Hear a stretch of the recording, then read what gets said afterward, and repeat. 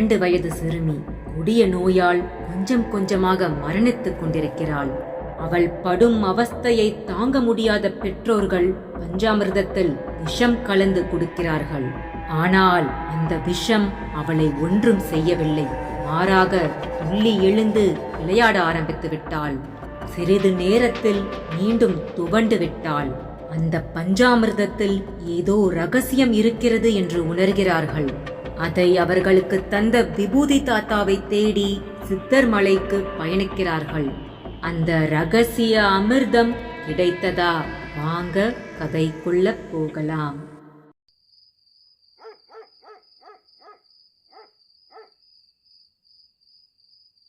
அத்தியாயம் 1. அயர்ந்து தூங்கிக் கொண்டிருந்தாள் பவித்ரா. அவளாக தூங்கவில்லை. ஆனந்தன் போட்டிருந்த ஒரு ஊசி அவளை தூங்க வைத்துக் கொண்டிருக்கிறது.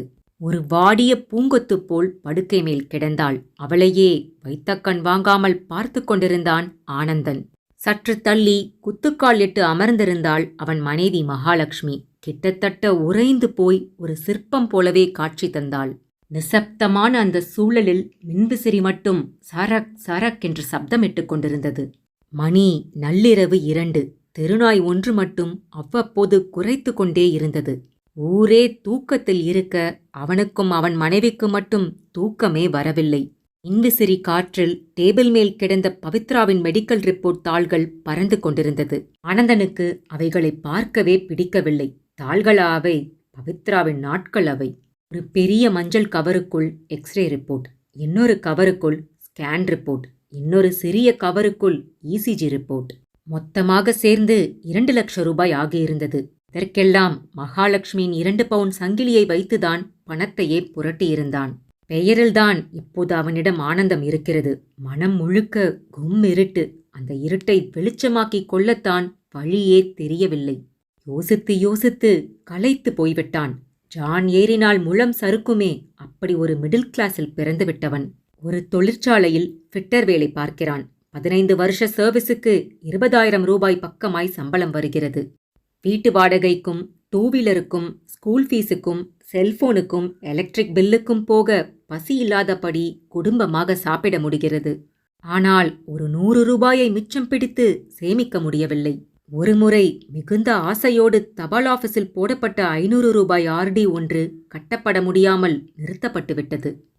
இப்படிப்பட்ட வாழ்க்கை முறைக்கு நடுவில்தான் திடீரென்று பவித்ராவிற்கு டாக்டர்களாலேயே கண்டுபிடிக்க முடியாத ஒரு வியாதி. இரத்தமாக வாந்தி எடுத்தாள். இந்த வியாதிக்கு பெயரும் தெரியவில்லை. அதுதான் வினோதம்.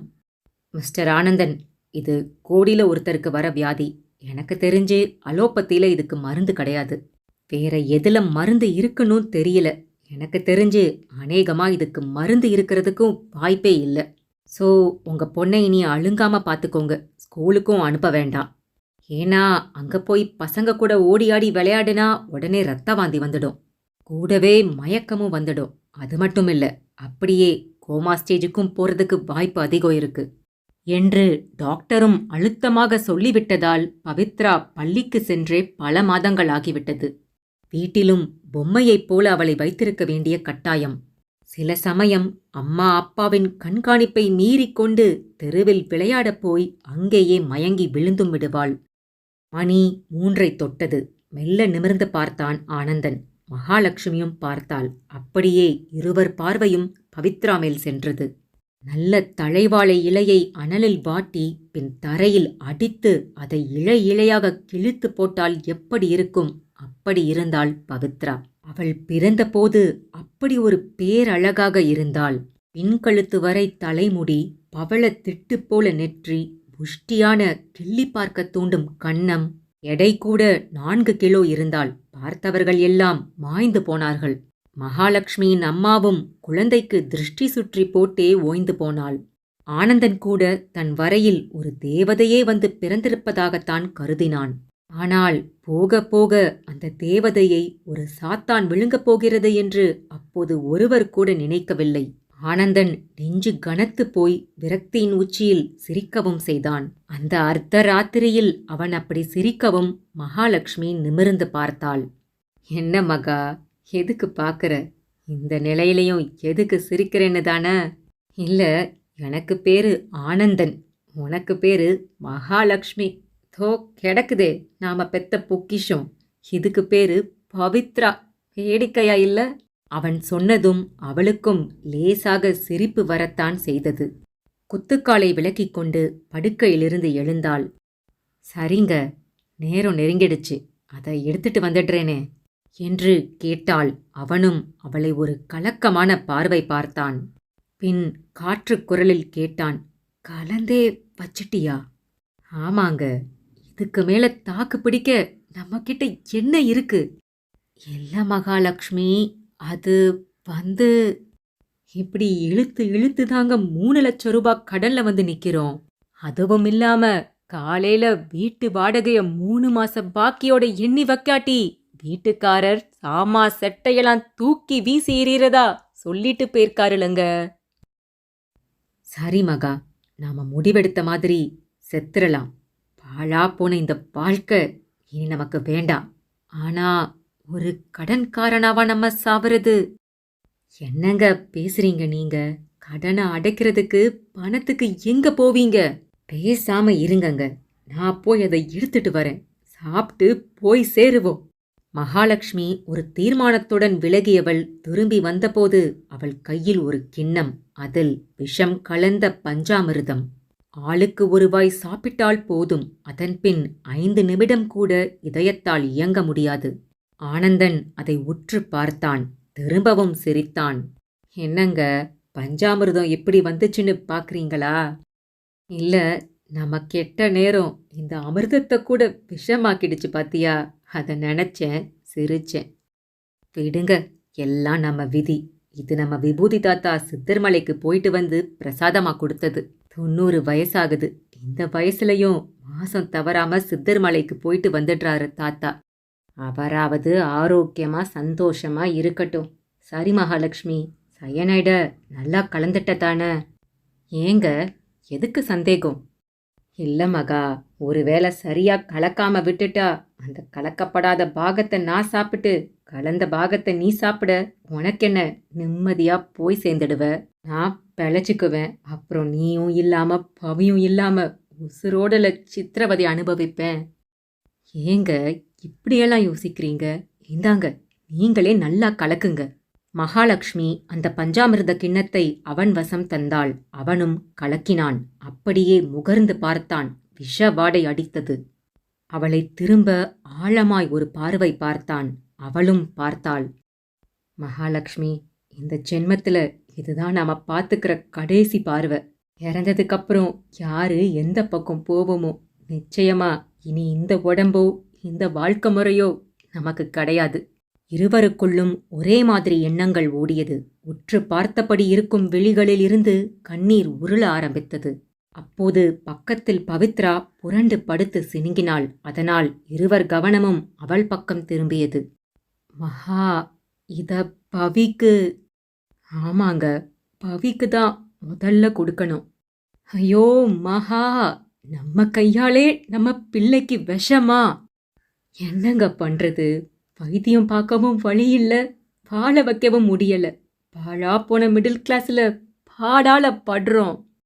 இல்ல மகா, என்னால தர முடியாது. கொடுங்க, நான் தரேன். நான் துணிஞ்சிட்டேன். அதான் கொத்தா சாக போறோமே, இனியும் எதுக்கு தயக்கம்? முடியலையே மகா, நம்ம மதத்துல எவ்வளவு சாமிங்க, காளி, சூலி, லக்ஷ்மி, முருகன்னு. இதுல ஒண்ணுக்கு கூடவா கருணை இல்லாம போயிடுச்சு? என்னது சாமியா? எல்லாம் படத்துல தாங்க இருக்கு. நிஜத்துல சாமின்னு ஒண்ணு இருந்தா இந்த துடிப்புக்கு அதுங்க எப்பவோ பதில் சொல்லியிருக்கணுங்க. ஐயோ மகா, ஏகாதேசி, சஷ்டி, பிரதோஷம்னு எத்தனை விரதங்கள் இருந்த, எத்தனை பூஜைகள் செஞ்ச. விடுங்கங்க, அதெல்லாம் ஞாபகப்படுத்தாதீங்க. சாமிங்களை ஏன் கல்லுல செஞ்சாங்கன்னு நமக்கு தான் காரணம் தெரியாம போச்சு. அது வெறும் கல்லும் மண்ணுதானும் தெரிஞ்சும் நாம தாங்க தப்பா இத்தனை நாள் அதை நம்பிக்கிட்டு இருந்துட்டோம். விரக்தியோடு பேசிய மகாலட்சுமி எழுந்து சமையல் கட்டிற்குள் சென்றாள். ஒரு சிறிய ஷெல்ஃபில் அவள் வணங்கி வந்த அவ்வளவு சாமி படங்களையும் எடுத்து வந்தாள். அதில் ஒரு சின்ன சிவலிங்கமும் இருந்தது. யாரோ காசிக்கு போன போது வாங்கி வந்து தந்தது. அதற்கு அவள் கையால் பல 1000 தடவை பாலாபிஷேகம் செய்திருப்பாள். அவ்வளவையும் போட்டு உடைத்தாள். சரியாக உடையாததை திரும்பவும் போட்டு உடைத்தாள். கண்ணாடி சில்லுப்பட்டு கையிலிருந்து இரத்தம் பீரிட்டது. அதை பார்த்ததும் ஆனந்தன் பதறிப்போய் அவள் கைக்கு கட்டுப்போட முயன்றான். விடுங்கங்க, அதான் போய் சேரப் போறோம்ல, குறைஞ்சபட்சம் ஆத்திரமாவது தீரட்டும். சாமிங்களா சாமிங்க, கோவில்ல கூட இந்த சாமிங்களுக்கு பணக்காரங்களத்தான பிடிக்கும். காசு இருக்கிறவனுக்கு பக்கத்துல வச்சு தரிசனம். ஆனா நமக்கு கம்பிக்கு வெளியில, அதுவும் தட்டுல காசு போட்டாதான் ஐயரு விபூதியே தருவாரு. சாமியா சாமி. இதே தெருவுல ஒருத்தன் பிராந்தி கடைய வச்சு ஊரைய அழிச்சுக்கிட்டு இருக்கான். அவனுக்கு கொடுத்திருக்க வேண்டிதானே இந்த வியாதிய. அதெல்லாம் கண்ணுக்கு தெரியாது. அதை விட்டுட்டு என் செல்லத்தை கேக்குதே இந்த சாமி என்று ஒரு கோர புலம்பலில் போய் நின்றாள். திரும்பவும் ஒரு அமைதி. கடிகாரத்தில் மணி 4 விட்டிருந்தது. அப்போது தெருவில் ஒரு குடுகுடுப்பைக்காரனும் இறங்கியிருந்தான். அவனது குடுகுடுப்பை சப்தமும் துல்லியமாக கேட்கத் தொடங்கியது. அத்தியாயம் 2. மகாலட்சுமி அந்த சயனைட் கலந்த பஞ்சாமிர்தத்தை எடுத்துக்கொண்டு பவித்ரா அருகில் போய் அமர்ந்து கொண்டாள். தூக்கத்திலிருந்த பவித்ராவை தொட்டு தூக்கி மடியில் போட்டுக்கொண்டாள். முகத்தை மூடியிருந்த மகளின் கூந்தலை விலக்கிவிட்டாள். முழுமதி போல பவித்ரா முகத்தில் ஒரு பிரகாசம், கூடவே ரத்தம் சத்துப்போன ஒரு வாட்டம். கண்ணு கண்ணு எழுப்பினாள். பவித்ராவும் அரை கண்களை திறந்தாள். பவிமா, அம்மா இப்ப உனக்கு மருந்து தரப்போறேன், சாப்பிட்டு தூங்கலாம். இதுதாண்டா கடைசி மருந்து. அம்மா இனி உனக்கு மருந்தே தரமாட்டேன்டா. மகாவிடம் வேகம் சற்றும் தளராமல் இருந்தது. ஆனந்தனால் அதை தாங்கிக் கொள்ள முடியவில்லை. மணியை பார்த்தான். 4:10. மகாவின் வேகத்தை பார்க்கும்போது 4:30க்கு இந்த வீட்டில் 3 பிணங்கள் இருக்கப் போவது உறுதி என்று நினைத்து கொண்டான். மகா மளமளவென்று செயல்படத் தொடங்கினாள். பஞ்சாமிர்த கிண்ணத்தில் கையை விட்டு நன்றாக கையாலேயே பிசைந்தாள். பின் அதில் ஒரு பிடி எடுத்து முதலில் தன் வாயில் போட்டுக்கொண்டாள். அடுத்து ஆனந்தன் வாய் முன் அவள் கை நீண்டு சென்றது. அவனும் தயக்கத்தோடு உதடுகளை திறந்தான். அந்த விஷப் பஞ்சாமிர்தம் அவன் வாயிலும் நிரம்பியது. ஒருவித இனிப்பான கசப்பாக இருந்தது. 3வது கை அரை தூக்கத்திலிருந்த பவித்ரா நோக்கி நீண்டது. குழந்தையின் வாயை வலியத் திறந்து ஊட்டிவிட்டாள். குழந்தையும் முணங்கியபடியே அதை விழுங்கி முடித்தாள். பஞ்சாமிர்தம் மிச்சம் இருந்தது. அதை எதற்கு மீதம் வைக்க வேண்டும் என்று அதையும் தானே உட்கொண்டாள். பின் கைகளை நன்றாக முந்தானையில் துடைத்து கொண்டு அருமை கணவனை ஒரு பார்வை பார்த்தாள். அவ்வளவுதாங்க, எல்லாம் முடிஞ்சு போச்சு. பூமிக்கு வந்த நாம திரும்ப போறோம். இனி நமக்கு வியாதி, கடன், பாசம் எதுவும் பிரச்சனை இல்லை. ஒரு வேலை பாக்கி இருக்குங்க. நாம சாவுக்கு யாரும் காரணமில்ல, அந்த கடவுள்தான்னு ஒரு வார்த்தை எழுதி வச்சுட்டு வரேங்க என்று சொல்லிவிட்டு அவள் எழுந்தபோது அவள் வீட்டு வாசலுக்கு வந்து சேர்ந்திருந்தான் அந்த குடுகுடுப்பைக்காரன். நல்ல காலம் பொறக்குது, நல்ல காலம் பொறக்குது. இந்த வீட்டு மகராசனுக்கு இன்னில இருந்துதான் நல்ல காலம் ஆரம்பமாகுது. மலை மேல தூக்கி வச்சுக்க போகுது. பாடா படுத்துல துயரமெல்லாம் இனி ஓடப்போகுது. நம்பிக்கை தரப்போகுது. அவன் சொல்ல சொல்ல ஆனந்தனால் சிரிப்பை அடக்க முடியவில்லை. எழுந்து சென்று அந்த குடுகுடுப்பைக்காரனை ஒரு அறை அறையலாமா என்று கூட தோன்றியது. மகாலட்சுமியும் கடிதம் எழுதி வைத்துவிட்டு வந்தாள். அவள் காதிலும் அவன் குரல் விழுந்திருந்தது. அவளுக்கும் ஒரு ஏளனச் சிரிப்பு. 10 நிமிடங்கள் ஆகிவிட்டிருந்தது.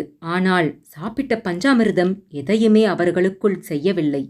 மாறாக மழுக்கென்று கண்களை திறந்து கொண்டு பவித்ரா அவர்களை பார்த்தாள். அந்த பார்வையில் ஒரு தூக்க கலக்கமோ சோர்வோ துளி கூட இல்லை. அம்மா, என்ன கண்ணு முழிச்சிட்ட? தூக்கம் வரல? இல்லம்மா, தூக்கம் போயிடுச்சு.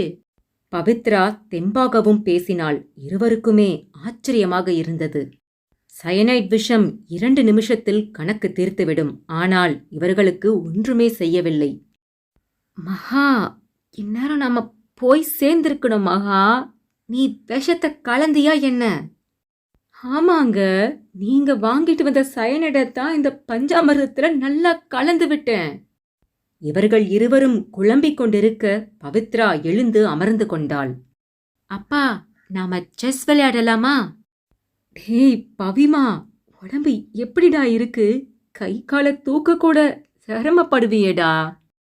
இல்லப்பா, இப்ப எனக்கு உடம்பு ரொம்ப நல்லா இருக்குப்பா என்று சொன்னவள் எழுந்து நின்று குதித்தும் காண்பித்தாள். இருவருக்கும் ஆச்சரியமாக இருந்தது. அவர்களுக்கும் எதுவும் ஆகவில்லை. மகாலட்சுமி அவ்வப்போது இழுத்து இழுத்து மூச்சு விடுவாள். அவளுக்கு அது கூட இப்போது இல்லை. மகா, நீ சயனைட்க்கு பதிலா வேற எதையோ கலந்திருக்கன்னு நினைக்கிறேன். இல்லங்க, வேணா அந்த பொட்டலத்தை கூட எடுத்துட்டு வரேன். எழுந்து உள்ளே சென்றாள். வந்தவள் கையில் எச்சரிக்கை முத்திரையுடன் கூடிய சயனைட் பொட்டலக் கவர். அட ஆமா, ஆனா என்ன அதிசயம் இது மகா? ஒருவேளை நீ கலந்தது பஞ்சாமிர்தம் இல்லையோ? அட, அது பஞ்சாமிர்தம் தாங்க. அதுவும் விபூதி தாத்தா கொடுத்தது. ஒருவேளை அவர் இதை கொடுத்துருக்காட்டி சக்கரை பொங்கல் செஞ்சு அதுல கலந்திருப்பேன். சயனைட மூந்து பார்த்தாலே உயிர் போயிடும்னு சொல்லுவாங்க மகா. ஆனா நமக்கு இப்படி இருக்குதே. அவன் சொன்ன நொடி மீண்டும் வாசல் பக்கம் குடுகுடுப்பைக்காரன் குரல் கேட்டது. இப்போது அவளுக்கு இது 2வது ரவுண்ட். நல்ல காலம் பொறக்குது, நல்ல காலம் பொறக்குது. கன்னி பொண்ணு வாழற இந்த வீட்டுல இனி தொட்டதெல்லாம் தொலங்கப் போகுது, பட்டது விலகப் போகுது. அந்த மலச்சாமி அருளால குலமே விளங்கப் போகுது. சத்தியம், இது சத்தியம். இந்த முறை அவன் சொன்னது இருவரையுமே சிந்திக்க வைத்தது. என்னங்க இது அதிசயம்?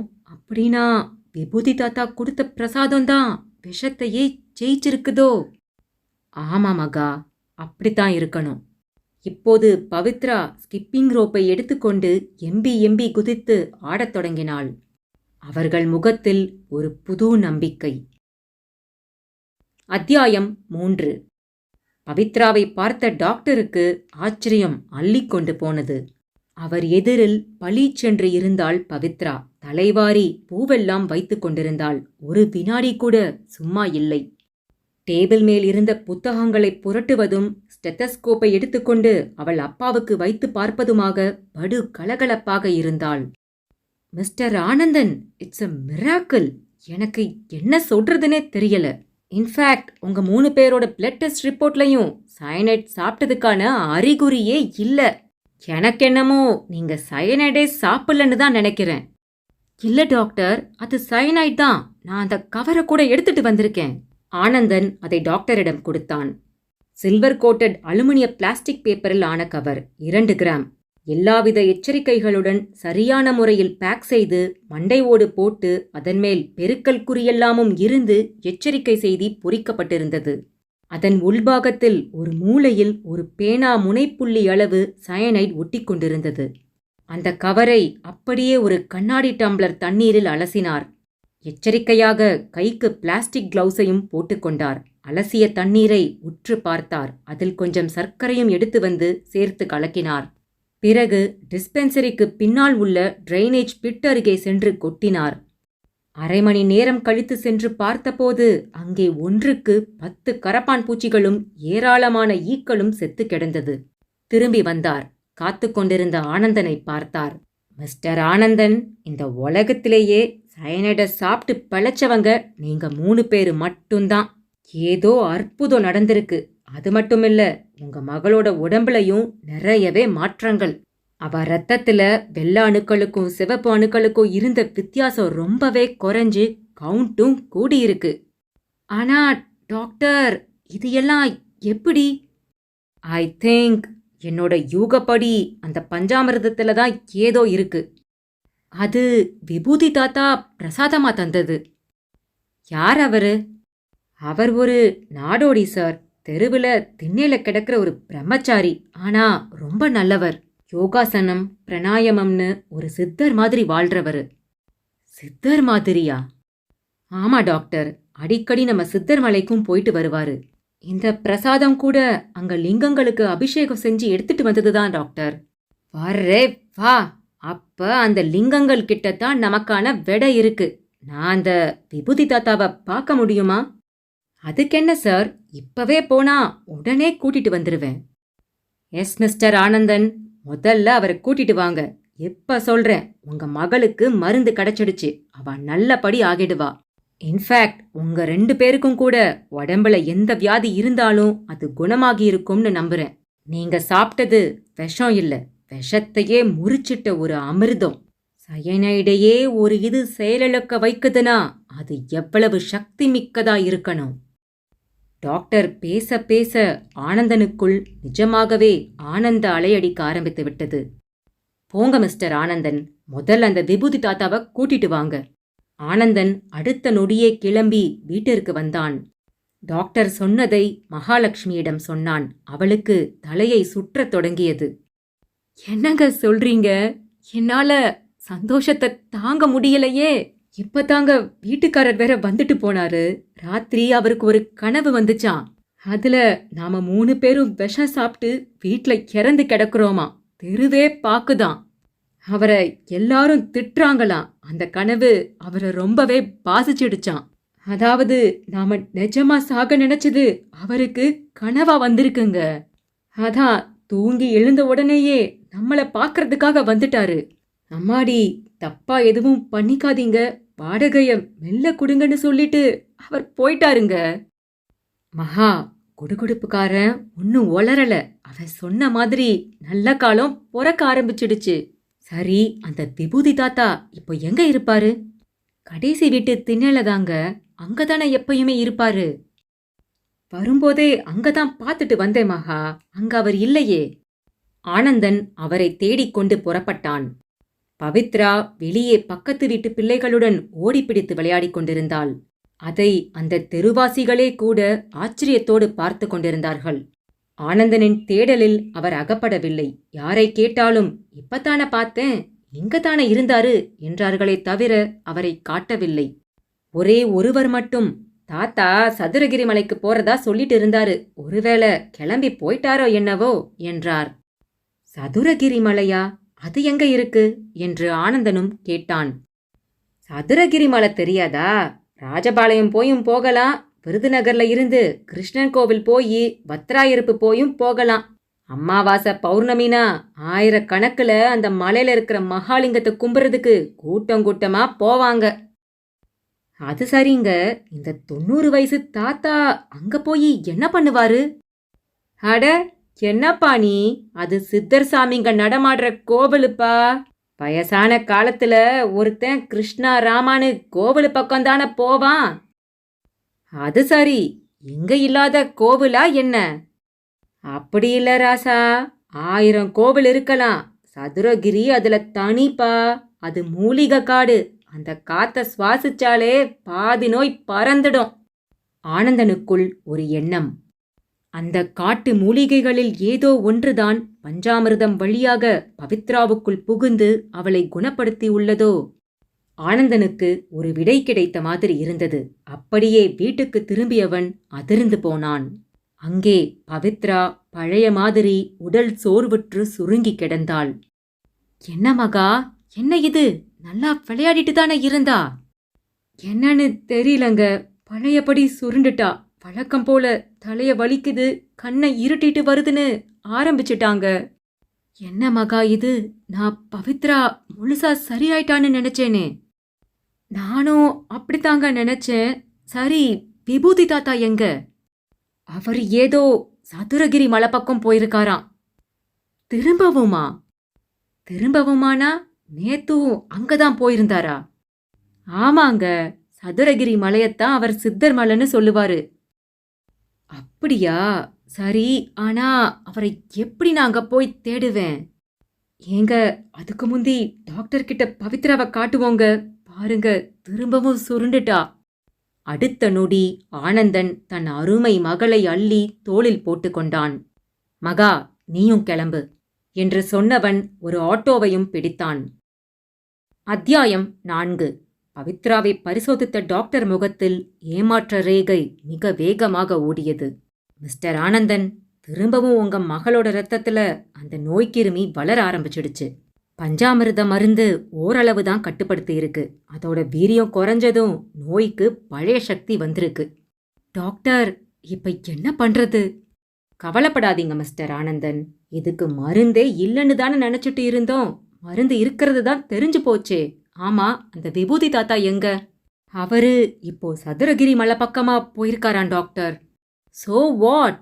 அவரை போய் எப்படியாச்சும் கூட்டிட்டு வாங்க. அவர் தந்த பஞ்சாமிர்தத்துல தான் மருந்தோட ரகசியம் இருக்கு. சரி டாக்டர், ஆனா அதுக்குள்ள பவித்ராவுக்கு எதுவும் ஆயிடாதே. அத நான் எப்படி சொல்ல முடியும் மிஸ்டர் ஆனந்தன்? ஆனா எப்ப இப்படி ஒரு மருந்து இருக்கிறது தெரிய வந்ததோ, நீங்க சாக நினைச்சும் அது மாறி போச்சோ, அப்பவே உங்க வரையில நல்ல காலம் பிறந்திருக்குன்னு தான் அர்த்தம். அதனால கடவுள் மேல நம்பிக்கைய வச்சுட்டு கிளம்புங்க. எவ்வளவு சீக்கிரமா அவரோட வர்றீங்களோ அவ்வளவுக்கு அவ்வளவு நல்லது. டாக்டரின் பாசிட்டிவான பேச்சும் ஊக்கமும் ஆனந்தனை சதுரகிரி நோக்கி திருப்பியது. மனைவியை பார்த்தான். என்னங்க பாக்குறீங்க? கிளம்புங்க. தாத்தாவோட வாங்க. நான் காத்துக்கிட்டே இருப்பேன். மகாலட்சுமி கண்கள் கலங்கி அவனுக்கு விடை கொடுத்தாள். அப்பா! அந்த பிஞ்சும் கூப்பிட்டது. என்னடா பவிமா, என்ன விட்டுட்டு எங்கப்பா கிளம்பிட்ட? உனக்கு மருந்து தேடித்தாண்டா அப்பா கிளம்புறேன். அப்படின்னா எனக்கு உடம்பு நல்லாயிடுமாப்பா? கட்டாயமாடா. சரிப்பா, பார்த்து போயிட்டு வா. அந்த பிஞ்சும் விடை கொடுத்தது. அது விடை கொடுத்த விதமே நெகிழ்ச்சியாக இருந்தது. ஆனந்தனும் ஒரு புது வேகத்துடன் கிளம்பினான். அந்த இடத்துக்கு பேர் தானிப்பாறை. அங்கிருந்துதான் சதுரகிரி என்னும் அந்த மலைத்தலம் ஆரம்பமாகின்றது. ஆரம்ப இடத்திலேயே பிலாவடி கருப்பு என்னும் ஒரு கருப்பண்ணசாமி கோவில். அந்த மலைக்கே கருப்புதான் காவல் தெய்வம். மாதம் தவறாமல் பௌர்ணமிக்கு பௌர்ணமி மலையேறுகின்றவர்கள் கருப்புக்கு ஒரு கற்பூரம் காட்டிவிட்டுத்தான் மலையேறவே ஆரம்பிப்பார்கள். இல்லாவிட்டால் வழியில் ஏதாவது இடர்பாடு ஏற்படும் என்பது அவர்கள் எண்ணம். எண்ணம் என்பதை விட அதுதான் சத்தியமான உண்மையும் கூட. ஆனால் சாமியாவது பூதமாவது என்று வாழ்கிறவர்களும் இருக்கத்தானே செய்கிறார்கள். அவர்களில் ஒருவன்தான் அண்ணாமலை. பிக் பாக்கெட்டில் கில்லாடி அசந்தால் முழித்து கொண்டிருக்கும் போதே கண்களையே திருட முடிந்தவன். அடிவாரத்தில் யாருக்கோ காத்திருப்பது போல காத்து கொண்டிருந்தான். அழுக்கேறிய காக்கி பேண்ட், ஒரு கட்டம் போட்ட சட்டை, உள் பாக்கெட்டில் ஒரு பேனா கத்தி, காலில் டயர் செருப்பு, உதட்டில் 5 பூ மார்க் பீடி. கப் கப் என்று புகைவிட்டபடியே ஒரு பாறை மேல் அமர்ந்திருந்தான். 4-5 பேராக கூட்டமாக யாராவது வந்தால், குறிப்பாக அவர்கள் கழுத்தில் கையில் வாட்ச், மைனர் செயின் என்று இருக்குமாயின் அவர்களே அண்ணாமலையின் டார்கெட். அவர்களோடு சேர்ந்து கொண்டு மலையேற ஆரம்பித்தால் 15 கிலோமீட்டரை கடப்பதற்குள் அவர்களுக்குள் ஒருவனாகவே ஆகிவிடுவான். வழியிலே அங்கே ஒரு அருவி இருக்கிறது, இங்கே ஒரு குகை இருக்கிறது என்று அவர்களை கூட்டி சென்று அங்கே ஓய்வெடுக்க வைப்பான். அவர்கள் அசந்த நேரம் பார்த்து அவ்வளவையும் ஆட்டை போட்டுக்கொண்டு ஓடிப்போய் விடுவான். இதுதான் இவனுடைய தொழில். புனித தலத்தில் இப்படியும் சிலர். அன்று அண்ணாமலைக்கு பெரிய அளவில் ஏமாற்றமாக இருந்தது. பெரிதாக யாரும் வரவில்லை. வருகின்றவர்களும் 5-10 கிராக்கிகளாகத்தான் அவனுக்கு தெரிந்தனர். பல முறை வந்து சென்றவர்கள் என்றும் அவர்கள் நெற்றியில் எழுதி ஒட்டப்பட்டிருந்தது. அண்ணாமலை நன்றாகவே நெற்றி படிப்பான். தப்பித் தவறியும் கூட உஷாரான பார்ட்டிகளிடம் மாட்டிவிட மாட்டான். அப்புறம் போலீஸ் ஜெயில் என்று சமாளிக்க முடியாது. ஒருமுறை ஒரு போலீஸ்காரரிடமே ஆட்டையை போட்டு 6 மாசம் கம்பி எண்ணியதை அவனால் ஜென்மத்துக்கும் மறக்க முடியாது. எனவேதான் ஏதாவது ஏமாந்த சோனகிரியாய் யாராவது சிக்குகிறார்களா என்று பார்த்து கொண்டே இருப்பான். இன்றும் அப்படித்தான் காத்து கொண்டிருந்தான். அப்போது அவன் எதிரில் பட்டுப்பாவாடை தாவணியுடன் ஒரு இளம்பெண், வாலிப்பான உடம்பு, கின் என்று இருந்தாள்.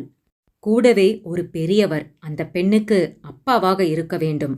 அந்த பெண்ணின் கழுத்திலும் சரி, அவர் கழுத்திலும் சரி, ஏராளமான நகைகள். 2 பேர்தான்.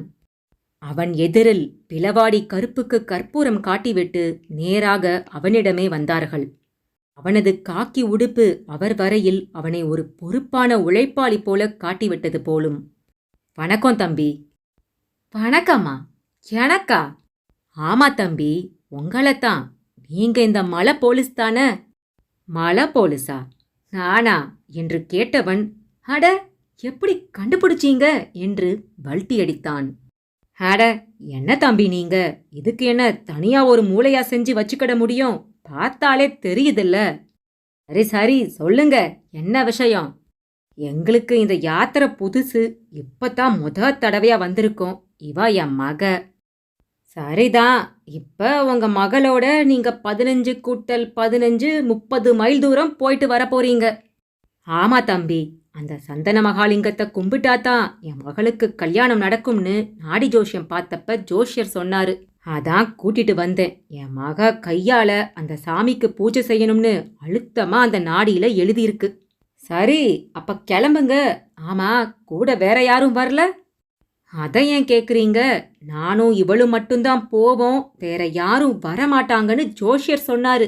அதே மாதிரி ஆயிப்போச்சு. அட, இந்த மாதிரியெல்லாம் கூட இப்ப ஜோசியக்காரனுங்க சொல்ல ஆரம்பிச்சுட்டானுங்களா? தம்பி, அவரு பெரிய ஜோஷியரு. அவரு சொன்னா சொன்னதுதான். சரி தம்பி, எனக்கு இப்ப சில தகவல்கள் தெரியணும். சொல்றீங்களா? என்ன தகவல்? கேளுங்க. மேல போய் சேர்றதுக்கு எவ்வளவு நேரம் ஆகும்? அப்புறம் அங்க தங்க இட வசதி எதுவும் உண்டா? ஹோட்டல்லாம் இருக்குதா? என்னது ஹோட்டலா? மேல பெருசாலாம் எந்த வசதியும் கிடையாதுங்க. உங்கள மாதிரி காசுள்ளவங்க அன்னதானம் பண்ணுவாங்க. அத சாப்பிட்டுக்கிட வேண்டியதுதான். அங்க கொஞ்சம் போல தகர கொட்டா போட்டு படுத்துக்க கொஞ்சம் வழி பண்ணியிருக்காங்க. அம்முட்டுதான். என்ன தம்பி சொல்றீங்க? அட ஆமாங்க. நடங்க சொல்றேன். நானும் மேலதான் போறேன். சரி தம்பி, செருப்பு போட்டு நடக்கலாம் தானே?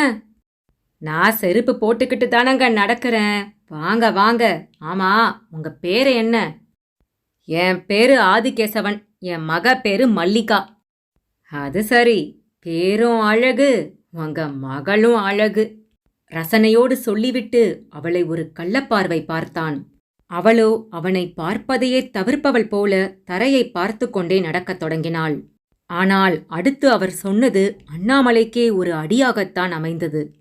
பேரும் ஆளும் அழகா இருந்து என்ன தம்பி பிரயோஜனம்? அந்த ஆண்டவன் பேச்ச புடுங்கிட்டானே. பேச முடியாததுனால கல்யாணம்ங்கிற விஷயமும் ஒரு கனவாத்தான் தம்பி இருக்கு என்று சொன்ன அவரை சற்று அதிர்ச்சியோடு பார்த்தான். அவர்கள் அந்த மலைக்கு வந்துவிட்டதன் பின்னால் ஒரு அர்த்தம் இருப்பது போல கூட தோன்றியது. என்ன தம்பி, அதிர்ச்சியா இருக்குதுல்ல? அந்த மகாலிங்கம் அருளால ஒரு நல்ல மாப்பிள்ள அமைஞ்சா உண்டு. அனாதையா இருந்தா கூட பரவாயில்ல. என்கிட்ட காசு பணத்துக்கு பஞ்சமே கிடையாது. என் மக மேல உசுரா இருந்தா போதும் எனக்கு. அவர் சொல்ல சொல்ல அந்த அனாதையாக தான் இருந்துவிடக் கூடாதா என்று அண்ணாமலைக்குள் எண்ணம் ஓடத் தொடங்கியது. ஒருவித மௌனம் அவனை ஆட்கொண்டது. சிந்தித்தபடியே நடக்கத் தொடங்கினான். சரி தம்பி, வழி பூரா இப்படித்தான் இருக்குமா? இல்ல நல்ல வசதியா திருப்பதி மாதிரி ரோடு போட்டிருப்பாங்களா? அவர் கேட்டது அவன் காதில் விழவே இல்லை. அவன் மனசெல்லாம் மல்லிகாவின் நகைகளை திருடுவதை விட அவளை திருடிவிடுவதே உத்தமம் என்கிற மாதிரி நினைக்கத் தொடங்கிவிட்டது.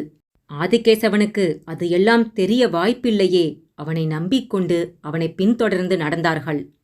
ஒரு இடத்தில் ஒரு சின்ன மரத்தின் நிழலில் சிலர் அமர்ந்திருந்தார்கள். அநியாயத்துக்குச் சடைப்பிடித்த தலையோடு ஒரு கோவனாண்டி தென்பட்டார்.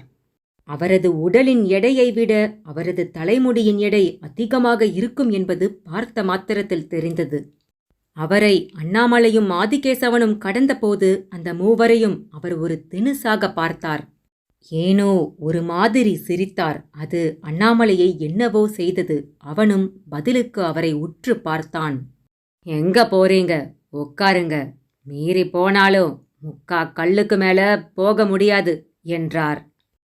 இங்க உட்காந்து என்னத்த பண்ண போறோம்? நீங்க ஏதாவது கதை விடுவீங்க, அத கேட்கறதுக்கு பதிலா நடந்துகிட்டு இருப்போம். கோவிலுக்காவது போய் சேருவோம்ல என்றான் அண்ணாமலை.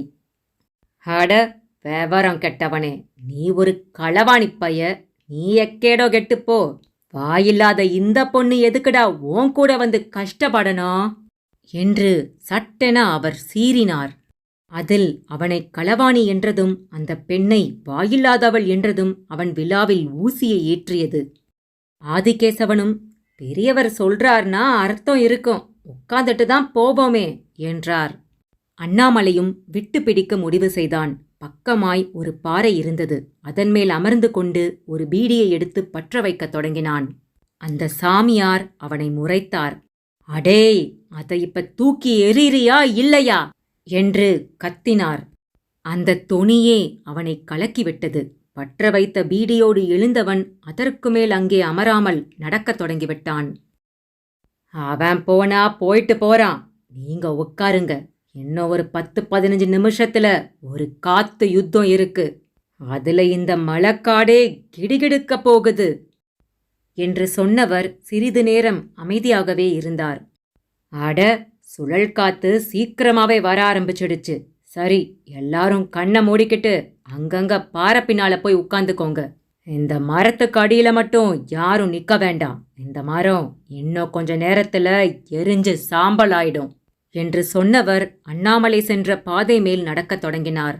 விறுவிறுவென நடந்தார். நடக்கும் போதே கோவணத்தை அவிழ்த்து நிர்வாணமாக நடந்தபடியே அதை ஒரு உதறிவிட்டு திரும்பவும் கட்டிக்கொண்டார். ஆதிகேசவன் அதை பார்த்து கொண்டே இருந்தார். அப்போது வானில் ஒரு மின்னல் கீற்று ஒன்று உருவானது. அதைத் தொடர்ந்து ஒரு பெரும் இடி சப்தம். அநேகமாக ஆதிகேசவன் தன் வாழ்நாளில் மிக அதிகபட்சமாக கேட்ட ஒரு சப்தம் இதுவாகத்தான் இருக்க முடியும். அதைத் தொடர்ந்து வெகு தூரத்தில் ஒரு மின்னல் தரையில் இறங்கி அங்கு இருந்த ஒரு மரத்தை தாக்கியது. இடியும் தொடர்ந்து விழுந்ததில் அந்த மரம் உடனேயே தீப்பிடித்து கொண்டது. அப்போதுதான் ஆதிகேசவனுக்கு அபாயம் புரிந்தது. மகளோடு தூரம் ஓடினார். ஒரு பெரிய பாறையின் பின்புறம் போய் மல்லிகாவும் ஆதிகேசவனும் அமர்ந்து கொண்டார்கள். உய் உய் என்று பேய் போல காற்று வீசியது. சட சடவென மழைத்துளியும் விழ ஆரம்பித்து விட்டது. அங்கிருந்த அனைவரும் அங்கங்கே போய் அடைந்து கொண்டார்கள். அந்த சாமியார் சொன்ன காற்று யுத்தம் கண் எதிரில் நடக்க ஆரம்பித்து விட்டது. அவர்கள் முதலில் நின்ற அந்த மரத்தின் மீதும் இடி விழுந்து தீப்பிடித்து எரிய ஆரம்பித்து விட்டது. அது ஒரு ஜோதி கற்ப மரம். அதன் இலைகளுக்கு பஞ்சுத்திரியின் குணம் உண்டு. அதன் இலைகளைக் கொண்டே விளக்கு ஏற்றலாம். நீலச் சுடரோடு பளீச்சென்று இருக்கும். அதெல்லாம் ஆதிகேசவனுக்கு தெரியாது. ஆனால் அந்த சாமியார் நிச்சயமாக ஒரு சித்தராக இருப்பார் என்று மட்டும் நினைத்து கொண்டார். இந்நேரம் அவர் மட்டும் தடுக்காமல் இருந்திருந்தால் காட்டுப் பகுதிக்குள் அண்ணாமலையோடு நிச்சயமாக எக்குத்தப்பாக எங்காவது மாட்டிக்கொண்டிருந்திருப்பார். அப்படியே மனதிற்குள் அந்த சாமியாருக்கு நன்றிகளை கூறிக்கொண்டார். அத்தியாயம் 5. தாணிப்பாறைக்கு ஆனந்தன் வந்தபோது இருட்டிவிட்டது. பஸ்ஸிலிருந்து இறங்கும் போதே கண்டக்டர், தம்பி, இங்க எங்கேயாவது படுத்திருந்துட்டு விடிய காலையில எழுந்து மலையில நடங்க, ராத்திரி போய் மாட்டிக்காதீங்க என்று கூறியிருந்தது ஞாபகம் வந்தது. ஒரு வேகத்தில் கையில் ஒரு துணிமணியை கூட எடுத்துக்கொள்ளாமல் வந்துவிட்டது ஒரு பெரிய தப்பாக அப்போதுதான் அவனுக்கே புரிய ஆரம்பித்தது. உய் உய் என்று காற்றிடம் ஊளை வீச்சு. ஒரு குடிசை கூட கண்ணில் படவில்லை. பிளவாடி கருப்பு கோவிலில் மட்டும் 2 செங்கற்கற்களுக்கு நடுவில் ஒரு தீபம் அணைந்து விடுவது போல எரிந்து கொண்டிருந்தது. ஆனந்தன் மெல்ல அங்கே சென்று நின்றான். வல் வல் என்று நாய் ஒன்று குரைக்கும் சப்தம் கேட்டது. திரும்பி பார்த்தான். இருட்டோடு இருட்டாக ஒரு கருப்பு நாய். அதை ஒரு தெருநாயாகத்தான் பார்த்தான். அடுத்து எங்கிருந்தோ யாரோ இருமும் சப்தமும் கேட்டது. அதைத் தொடர்ந்து ஒரு இடத்தில் தீக்குச்சி உரசப்பட்டு ஒருவர் சுருட்டு பிடிப்பதை பார்த்தான். மெல்ல அவரை நோக்கி சென்றான். அவரை பார்க்கவும் ஒரு பிச்சைக்காரர் என்பது அவனுக்கு தெளிவாகிவிட்டது. இடுப்பில் கிழிந்த வேஷ்டி, மேலே ஒரு துண்டு கூட இல்லை. பக்கமாய் துணிமூட்டை, ஒரு அலுமினிய தட்டு. அந்த நபரும் ஆனந்தனை பார்த்தார். யாருப்பா? இந்த மலைக்கு ஒருத்தரை தேடி வந்திருக்கேங்க. மேல தங்கிக்கிறதுக்கு எதுவும் இடம் இருக்குதா? இது என்ன ஊட்டியா கொடைக்கானலா? என்ன மாதிரி வாழ்க்கை வெறுத்தவங்க சுத்துற இடம் இங்க எப்படி இருக்கும் தங்கிறதுக்கான இடம்? இல்ல, ராத்திரி பொழுத கழிக்கணுமே. தா, அப்படி போய் அந்த பாறை மேல படு. அதான் கருப்பன் கூடவே இருக்கானே, அவன் பார்த்துக்குவான்.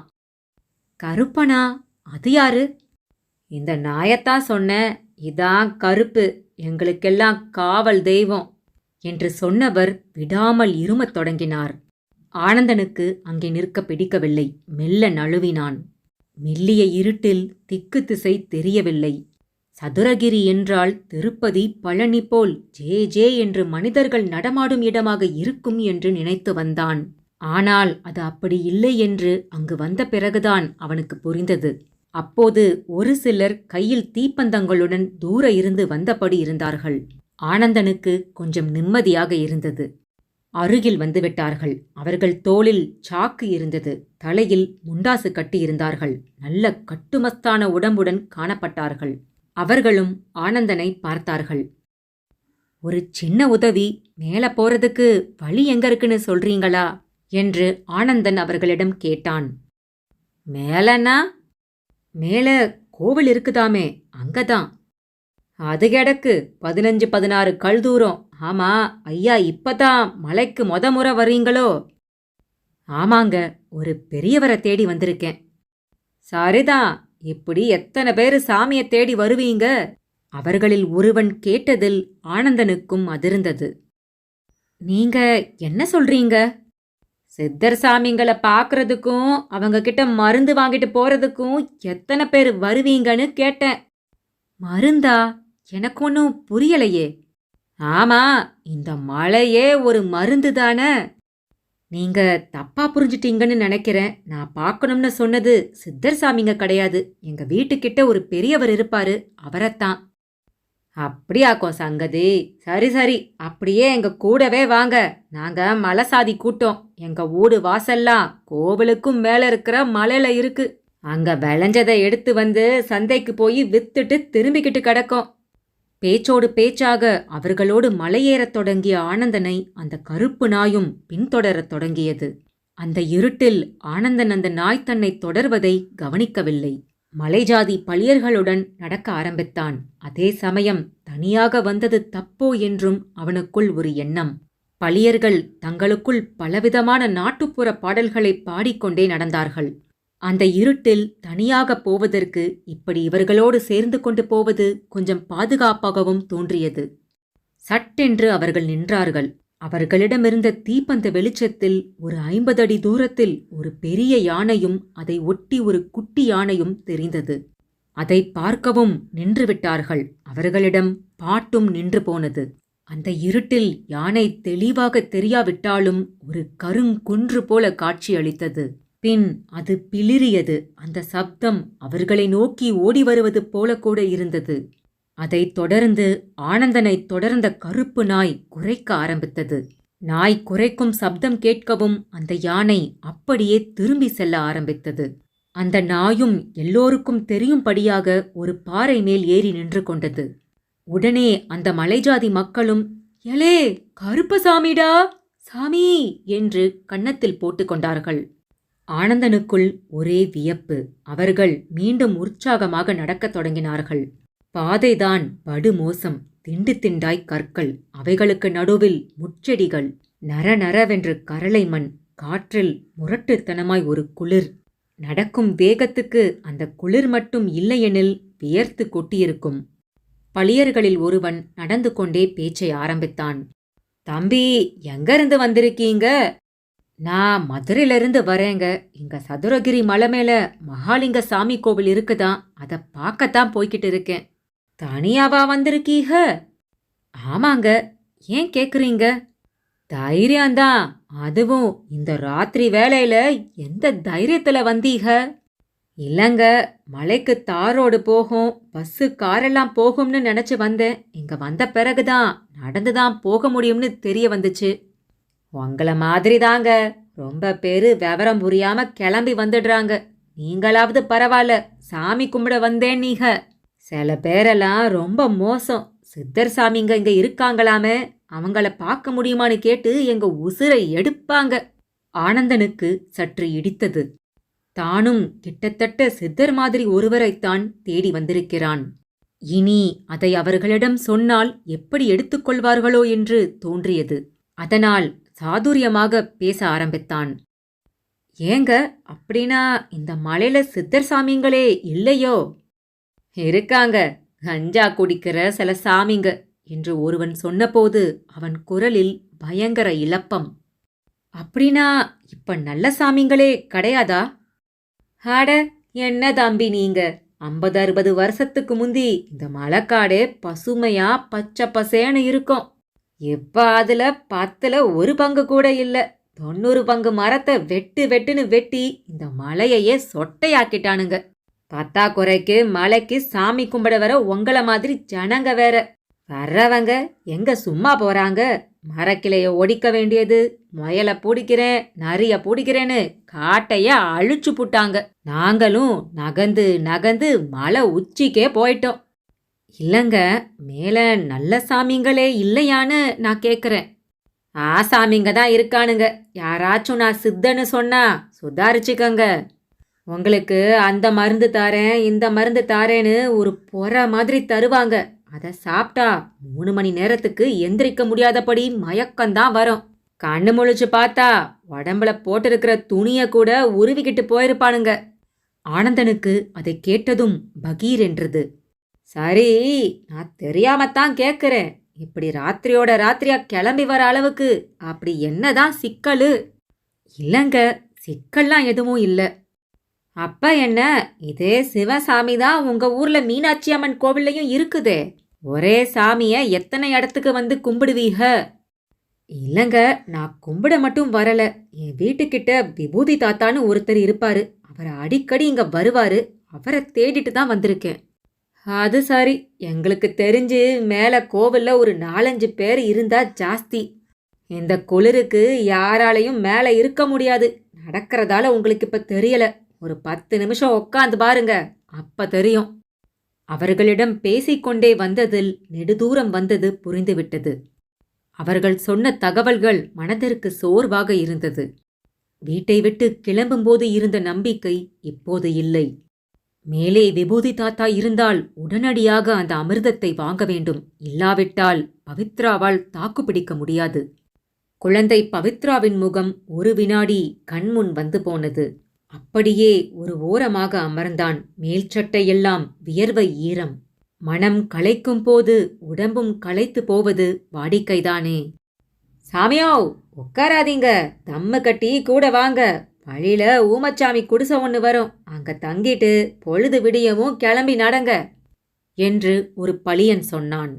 அவன் பேச்சை தட்டிவிட்டு உட்கார ஆனந்தனுக்கும் மனது வரவில்லை. அவர்களை திரும்பவும் பின்தொடர்ந்தான். கோவிலுக்கு இன்னும் எவ்வளவு தூரம் போகணுங்க? அது எடக்கு தாம்பி, 7-8 மைலு.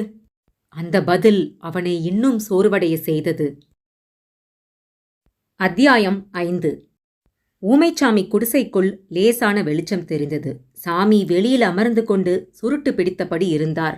பளியர்கள் அவரை பார்க்கவும் விழுந்து கும்பிட்டார்கள். பிறகு கீழே வாங்கி வந்தது என்று சொல்லி சுருட்டு, வெற்றிலை, சீவல், சுண்ணாம்பு, அதுபோக கல் உப்பு, துணிசோப்பு என்று பல பொருட்களை அவர் முன் கொட்டினார்கள்.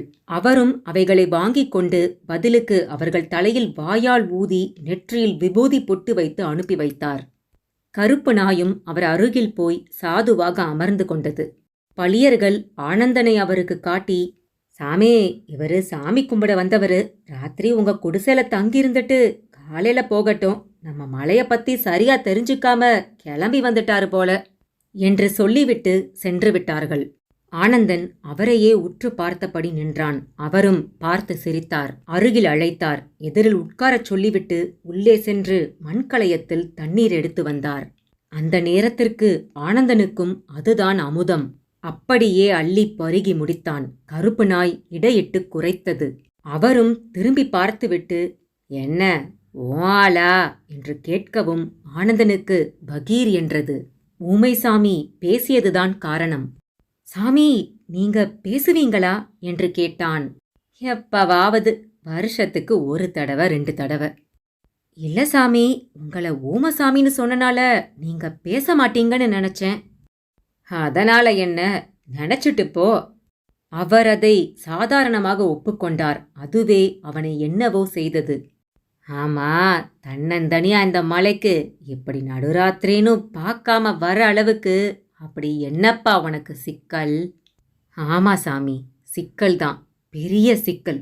உங்ககிட்ட சொன்னாலாவது என் பாரம் குறைதான்னு பார்க்கறேன் சாமி.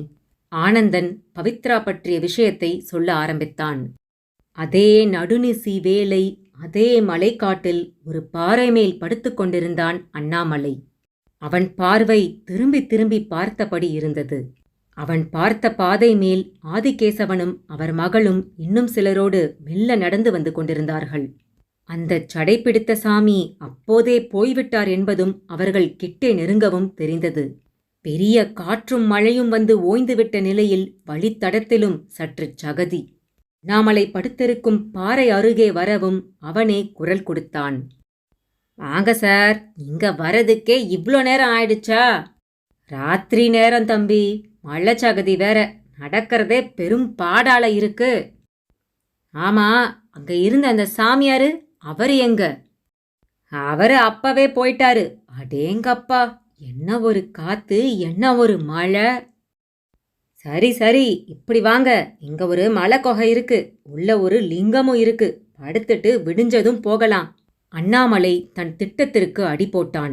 ஆதிகேசவனுக்கு அதையெல்லாம் உணர்ந்திடும் சக்தி இருப்பதாக தெரியவில்லை. தம்பி, நான் ஒரு முடிவோட தான் கிளம்பி வந்தேன். இந்த மலையே ஒரு சிவலிங்கம்னு சொன்னாங்க. இந்த ஒவ்வொரு அங்குலத்திலையும் இந்த சாமி இருக்குது. ஆகையால எல்லாத்தையும் அந்த சாமியே பார்த்துக்கிடட்டும், அவரே என்னை பார்த்துக்குவாரு என்றபடியே அந்த பாறை மேல் உட்கார்ந்தார். நிலா ஒளியில் அவரும் அவர் மகளும் கொஞ்சம் போல வெள்ளி மின்னுவது போல மின்னினார்கள். மல்லிகா அவரை ஒட்டி அமர்ந்து கொண்டாள். மறந்தும் கூட அவள் அண்ணாமலை முகத்தை நேருக்கு நேர் பார்க்கவே இல்லை. அதுவே அவனுக்கு அவள் மேல் மோகத்தை அதிகமாக்கிக் கொண்டே போனது. சார் வாங்க, குகைக்குள்ள போய் கட்டைய கிடத்தலாம், குளிர்காத்து வேற தூக்குது பாருங்க என்றான். தம்பி, அந்த குகைக்குள்ள மிருகங்க எதுவும் இருக்காதே? ஆட, என்னங்க நீங்க, அது ஒரு சித்தர் இருந்த குகை, அவரு சமாதி ஆயிட்டாரு, உள்ள லிங்கம் மட்டும்தான் இருக்கு. அப்படியா? அப்பா அவசியம் அதை நான் பார்க்கணுமே தம்பி. அதோ அங்க ஒரு குகை தெரியுது பாருங்க, அதுதான். அப்படியே என் பின்னால வாங்க.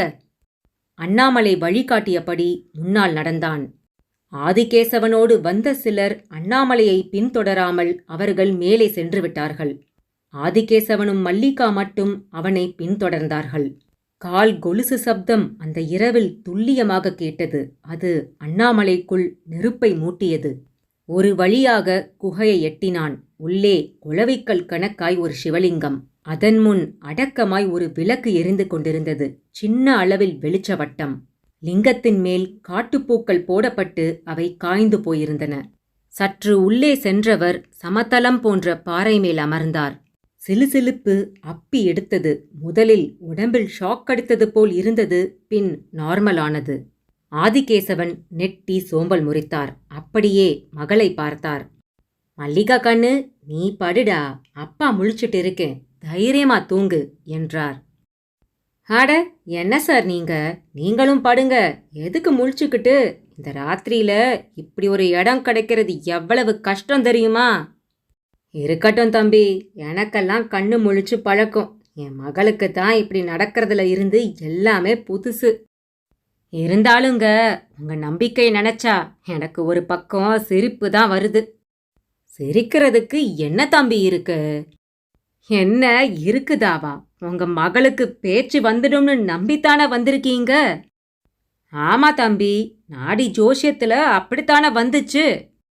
சார், இதெல்லாம் சினிமால தான் சார் நடக்கும்.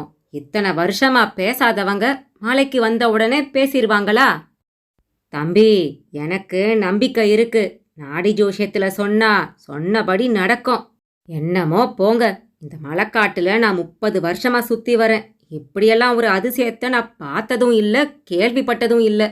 அவ்வளவு ஏன், சாமி பேரை சொல்லி நல்லா ஏமாத்துறவங்களும் இந்த மலையில இருக்காங்க.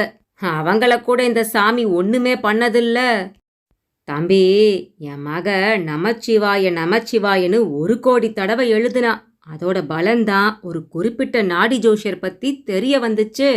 48 பிரதோஷம் விடாம கோவிலுக்கும் போயிட்டு வந்திருக்கா.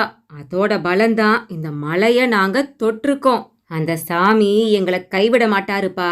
30 வருஷமா ஒரு அதிசயத்தையும் பார்க்கலன்னு சொன்னீங்களே, இந்த அதிசயத்தை நீங்க பாப்பீங்க.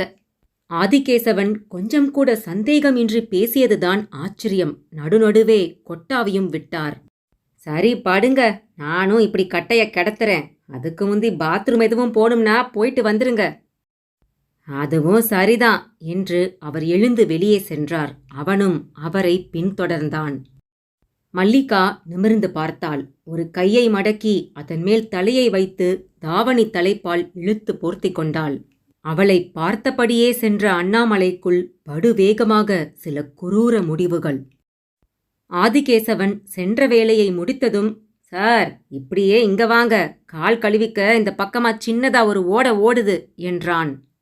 அவரும் அந்த நிலவொளியில் அவன் போன பக்கம் போனார்.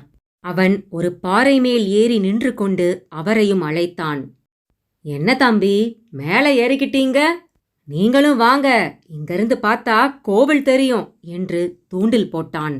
அவரும் தாவி ஏறினார். அவன் அருகிலேயே நின்று கொண்டு எங்க எங்க என்று கேட்டபடி நாலாபுறமும் பார்த்தார். ஆனால் வனாந்தரம்தான் கண்ணில் பட்டது. எதுவுமே தெரியவில்லை. அண்ணாமலை படு வேகமானான். அவரை பிடித்து ஒரே தள்ளு. அந்த பாறைக்கு அந்த புறமாக எவ்வளவு அடி ஆழம் என்பதே தெரியாதபடி ஒரு பெரிய பள்ளம். விழுந்தால் எலும்பு கூட தேராது. அவர் பெரும் சப்தத்துடன் கீழே விழுந்து முடிந்தார். அந்த சத்தம் உள்ளே மல்லிகா காதிலும் விழுந்து அவளும் எழுந்து கொண்டாள். அவனும் ஒரு குரூர சிரிப்புடன் உள்ளே வந்தான். அவளுக்கு புரிந்தது. அவனுக்கு பின்னால் அப்பாவை தேடினாள். இருந்தால்தானே அவர் வருவதற்கு. அவன் சிரித்தான். உங்க அப்பா வர முடியாத இடத்துக்கு போயிட்டாரு. நான் தான் அனுப்பி வச்சேன். இந்த மலையே ஒரு சிவலிங்கம், அங்குலத்துக்கு அங்குலம் சாமி இருக்குன்னு சொன்னாருல்ல, அந்த சாமி வந்து அவரை காப்பாத்தட்டும். அப்புறம் நீ கூட 1,000,000 தடவை நமச்சிவாயம் எழுதுனியாமே. இப்ப என்கிட்ட இருந்து உன்னை காப்பாத்துறதுக்கு அந்த 1,000,000 சாமி வருதான்னு தான் பார்த்துருவோமே. அவன் பேச்சோடு பேச்சாக அவள் மேல் பாய்ந்தான். அவனை விலக்க ரொம்பவே போராடினாள். அந்த இருட்டில் பெரும் போராட்டமாக இருந்தது. இருந்தும் ஆசைக்கும் ஆவேசத்திற்கும் ஒரு போட்டி நடந்தால் அதில் எப்பொழுதும் ஆவேசம்தான் ஜெயிக்கும். அவளும் அவனை தள்ளி அந்த பாறைக்கல்லின் மேல் அவன் தலை மோதும்படி செய்துவிட்டு வெளியில் ஓடினாள். எங்கே போகிறோம் என்பதே தெரியாத ஓட்டம். அத்தியாயம் 7. ஊமைச்சாமி குடிசையில் தன் மகள் பவித்ரா பற்றி ஆனந்தன் சொன்னதை கேட்டு ஒரு ஆழ்ந்த பெருமூச்சில் இருந்தார் அந்த சாமி. சாமி, என் மகளோட நிலைமைய கேட்டீங்கள, என்ன சாமி நினைக்கிறீங்க என்று அவன் நிதானமாக கேட்டான். பாவங்கள் செஞ்சா அது இப்படித்தான் வியாதியா வந்து நிற்கும். ஆனா சாமி, எனக்கு தெரிஞ்சு நான் பெருசா தப்பே பண்ணதில்லையே சாமி. தப்பே பண்ணல, சரி, பண்ணவும் மாட்டேன்னு உன்னால சொல்ல முடியல பாரு. ஆனா சாமி, சின்ன வயசுலயோ இல்ல தெரியாமலையோ ஏதாவது தப்பு பண்ணிருக்கலாம் சாமி. தெரியாம பண்ற தப்புக்கு பாதிப்புகள் கிடையாது. தண்ணி விட்டு அழுக்க கழுவுற மாதிரி அதை கழுவிடலாம்.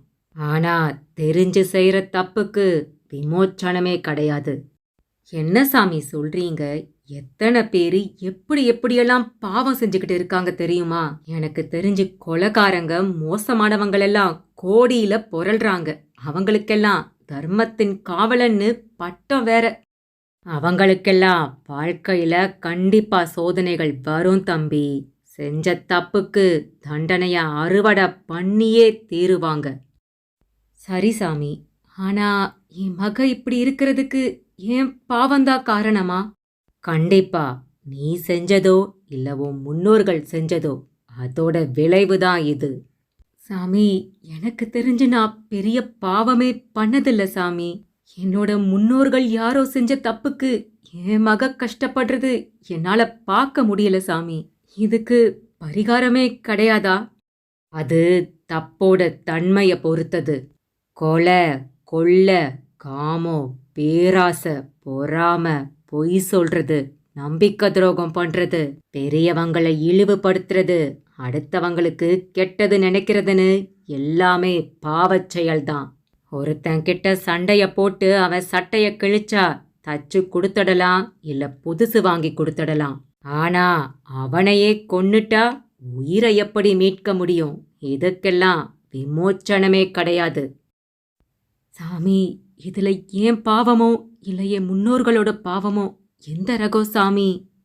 கவலைப்படாத தம்பி, நீ எப்ப இந்த மலைக்கு வந்துட்டியோ அப்பவே அது பாவம் தீருற ரகம்தான். ஆனா உயிரையே மீட்டு தர வேண்டிய அந்த அமிர்தம் அவ்வளவு சுலபத்துல கிடைக்காது. துளி கூட சுயநலம் இல்லாம எப்பவும் உயிரையே துச்சமா நினைச்சு ஒரு காரியத்தை செய்றியோ அப்ப அந்த அமிர்தம் உனக்கு கிடைக்கலாம். சாமி, என் மகளுக்காக நான் என்ன வேணாலும் செய்வேன் சாமி. செய்யு.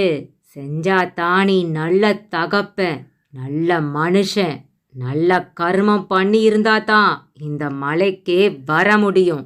இந்த மலையில அந்த சிவம் தனியா ஒரு இடத்துல தான் இருக்குன்னு மட்டும் நினைச்சிடாத.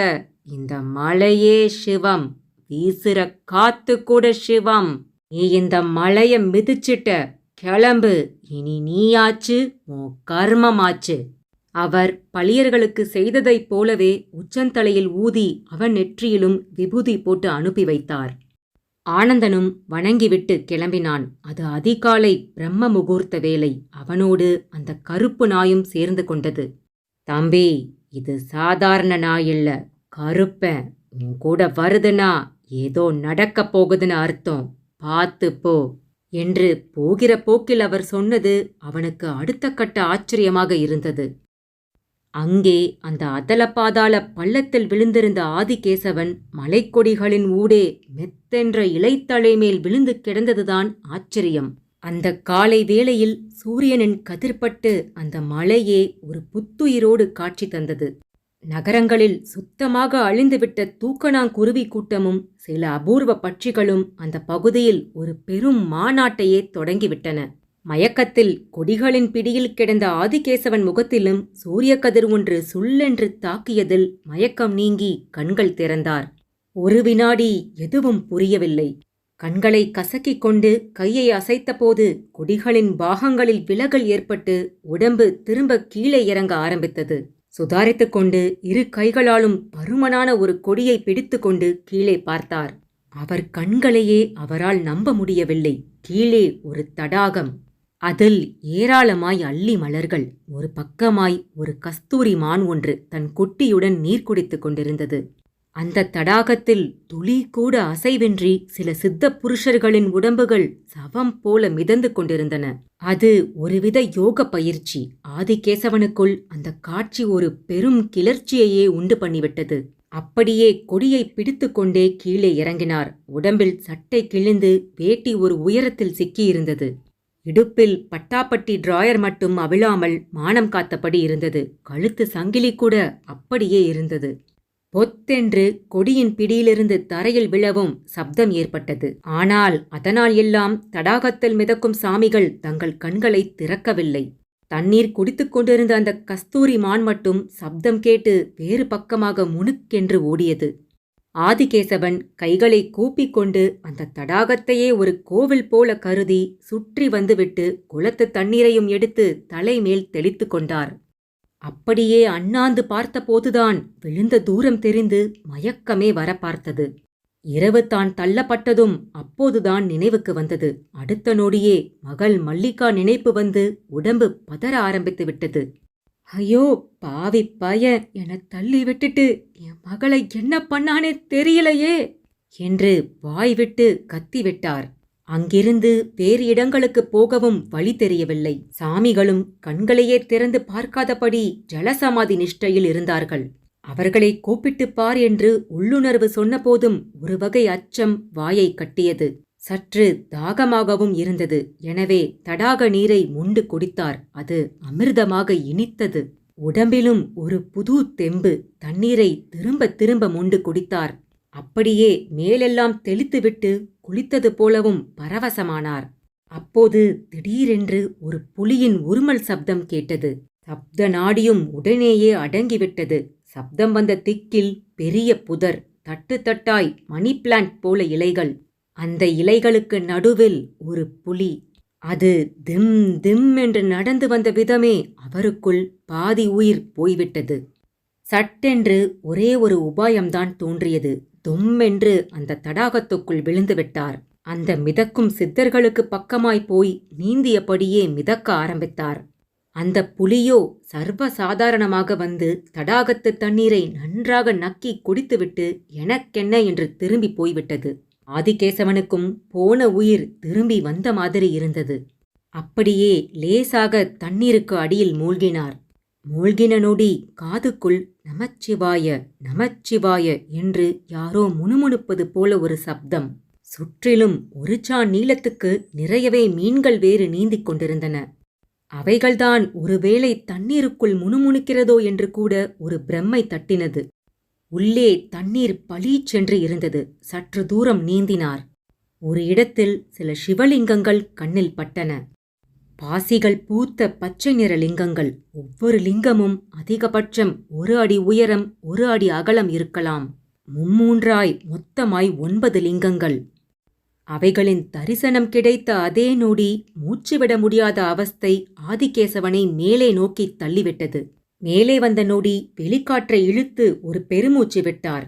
வெளிவந்த வேகத்துக்கு நீரலைகள் உருவாகி தடாகமே குலுங்கி போனது. அதில் மிதந்து கொண்டிருந்த சித்தர்களின் உடம்புகள் அப்படியே கரையோரமாகப் போய் மோதிக்கொண்டு நின்றன. ஆதிகேசவனும் கரையைத் தொட்டு மேலே ஏறினார். உடம்பில் ஒரு தனி தெம்பு. ஆனால் மல்லிகாவின் நினைப்பு திரும்பவும் தோன்றி, என் பொண்ணு எங்க என்ன பாடுபடுதோ என்று முணுமுணுக்க வைத்தது. அத்தியாயம் 8. பொல பொலவென்று விடிந்துவிட்ட நிலையில் விறுவிறுவென்று நடந்து கொண்டிருந்தான் ஆனந்தன். மனதில் நல்ல தெளிவு, கூடவே கொஞ்சம் போல அச்சமும் இருந்தது. விபூதி தாத்தா மட்டும் கண்ணில் பட்டால் போதும் என்று ஆசைப்பட்டான். ஆனால் பெரிதாக யாரும் கண்ணில் படவில்லை. தனியாக நடப்பது என்னவோ போல் இருந்தாலும் குளிர்காற்றை உரசிக்கொண்டு நடப்பது மிகவும் சுகமாக இருந்தது. ஒரு வளைவில் திரும்பும்போதுதான் ஒரு பெருநெல்லி மரத்தை ஒட்டிய பாறைக்கு மேல் மல்லிகா விழுந்து கிடப்பதை கவனித்தான். அவள் தூங்குகிறாளா மயங்கி கிடக்கிறாளா என்று மட்டும் தெரியவில்லை. காலில் கிழிந்து இரத்தம் உறைந்து போயிருந்தது. அப்படி ஒரு காட்சியை பார்த்துவிட்டு எனக்கென்ன என்று அவனால் தாண்டிச் செல்ல முடியவில்லை. அருகே சென்று முகத்தை பார்த்தான். யாரு நீங்க என்று ஒரு கேள்வியையும் கேட்டான். பதிலுக்கு அவள் முணங்கினாள். முகத்தை அசைத்தாள். மெல்ல கண் திறந்து ஆனந்தனை பார்த்து முதலில் கண்கள் நிறைய பயத்தை தான் காட்டினாள். பயப்படாதீங்க, என்ன ஆச்சு உங்களுக்கு? பதில் இல்லை. அட உங்களைத்தாங்க, பார்த்தா நல்ல படிச்ச பணக்கார வீட்டு பொண்ணு மாதிரி தெரியுறீங்க, எதுக்கு இப்படி முழிக்கிறீங்க? அவள் அவன் கேள்விக்கு தன் ஊமை பாஷையில் கூட ஒரு பதில் சொல்ல தோன்றாமல் அவனுக்கு முன்னும் பின்னும் பார்த்தாள். அண்ணாமலை அவளை தொடர்ந்து வந்து விடுவானோ என்ற பயத்தில்தான் அவள் அப்படி பார்த்து கொண்டிருந்தாள். அப்படியே கண்களில் கண்ணீர் வர ஆரம்பித்து விட்டது. எதுக்குங்க அழுவுறீங்க? அவள் உடனேயே கையெடுத்து கும்பிட்டாள். அழுதபடியே தனக்கு பேச வராது என்றும் சைகை காண்பித்தாள். ஓ, உங்களுக்கு பேச்சு வராதா? சரி, கூட யாரும் வரலையா? மீசை முறுக்குவது போல முறுக்கி அப்பாவுடன் வந்ததை சொன்னவள் அண்ணாமலை பற்றி சொல்ல முடியாதபடி தவித்தாள். அவனுக்கும் பரிதாபமாக இருந்தது. எழுந்து நின்றவளால் அதிக நேரம் நிற்க முடியவில்லை. நின்ற மாத்திரத்தில் காலில் இரத்தம் பீரிட்டது. காயத்தோடு நடப்பது சாத்தியமில்லை என்று புரிந்தது. ஒரு சில வினாடிகளுக்கு ஒன்றுமே தோன்றவில்லை. அவன் சட்டை பாக்கெட்டில் தெரிந்த பேனாவை பார்த்துவிட்டு அதை கேட்டாள். அவனும் தந்தான். அவள் நின்ற இடத்திற்கு சில அடி தூரத்தில் புளியோதரை கட்டி எடுத்து வந்து சாப்பிட்டுவிட்டு தூக்கி எறிந்திருந்த பொட்டலம் ஒன்று கிடந்தது. அதை எடுத்து வந்து அதன் வெளுத்த பாகத்தில் நடந்ததை வேகமாக எழுதத் தொடங்கினாள். ஆனந்தனும் அவள் எழுத எழுத படித்தான். நானும் அப்பாவும் வந்தோம். ஒருவன் வழியில் தொடர்ந்து வந்தான். போலீஸ்காரன் போல இருந்தான். பார்வையே சரியில்லை. அவன் அப்பாவை ஒரு பெரிய பள்ளத்தில் பிடித்து தள்ளிவிட்டான். என்னை பலாத்காரம் செய்தான். ஓடி வந்து விட்டேன்.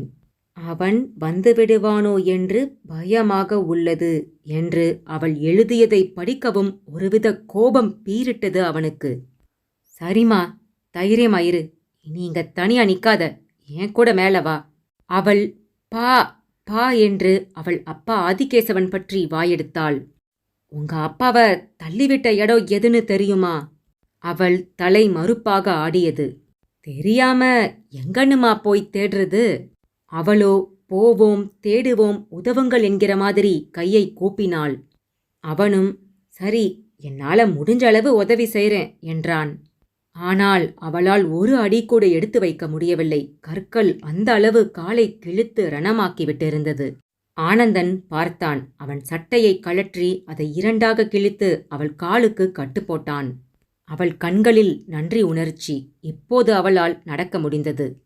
நடக்கும்போது தாளமாட்டாமல் பேசினான்.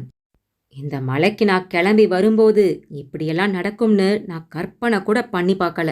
உனக்கு ஒரு விதத்துல சோதனைனா எனக்கு இன்னொரு விதத்துல என்ற அவனை அவளும் கனிவாக பார்த்தாள். சிறிது தூரத்திலேயே ஒரு ஓடை குறுக்கிட்டது. சின்ன சின்ன பாறை இடுக்கில் புகுந்து ஓடிவரும் அதன் ஓட்ட கதியே சங்கீதம் போல இருந்தது. குட்டி குட்டி மீன்கள் கூட தெரிந்தன. அந்த ஓடைக்கரையில் ஆனந்தனுக்கு ஒரு ஆச்சரிய அதிர்வு காத்திருந்தது. அங்கே ஒரு இடத்தில் விபூதி தாத்தா குளித்துக் கொண்டிருந்தார். தாத்தா என்று அவரை பார்த்ததும் கத்தி கூப்பிட்டான். அவரும் திரும்பி பார்த்தார். ஆச்சரியப்பட்டார். ஆனந்தன் அவரை நோக்கி ஓடினான். யாரு? ஆனந்தன் தம்பியா? நானேதான் தாத்தா. என்ன தாத்தா நீங்க? உங்களை எங்கெல்லாம் தேடுறேன் தெரியுமா? அவர் கண்கள் ஆச்சரியத்தில் விரிந்தன. அப்படியே நிற்க முடியாதபடி உட்கார்ந்துவிட்ட மல்லிகாவையும் பார்த்தார். பாவம் தாத்தா, இந்த பொண்ணு மலைக்கு சாமி கும்பிட வந்து ரொம்பவே கஷ்டப்பட்டுட்டு இருக்கு.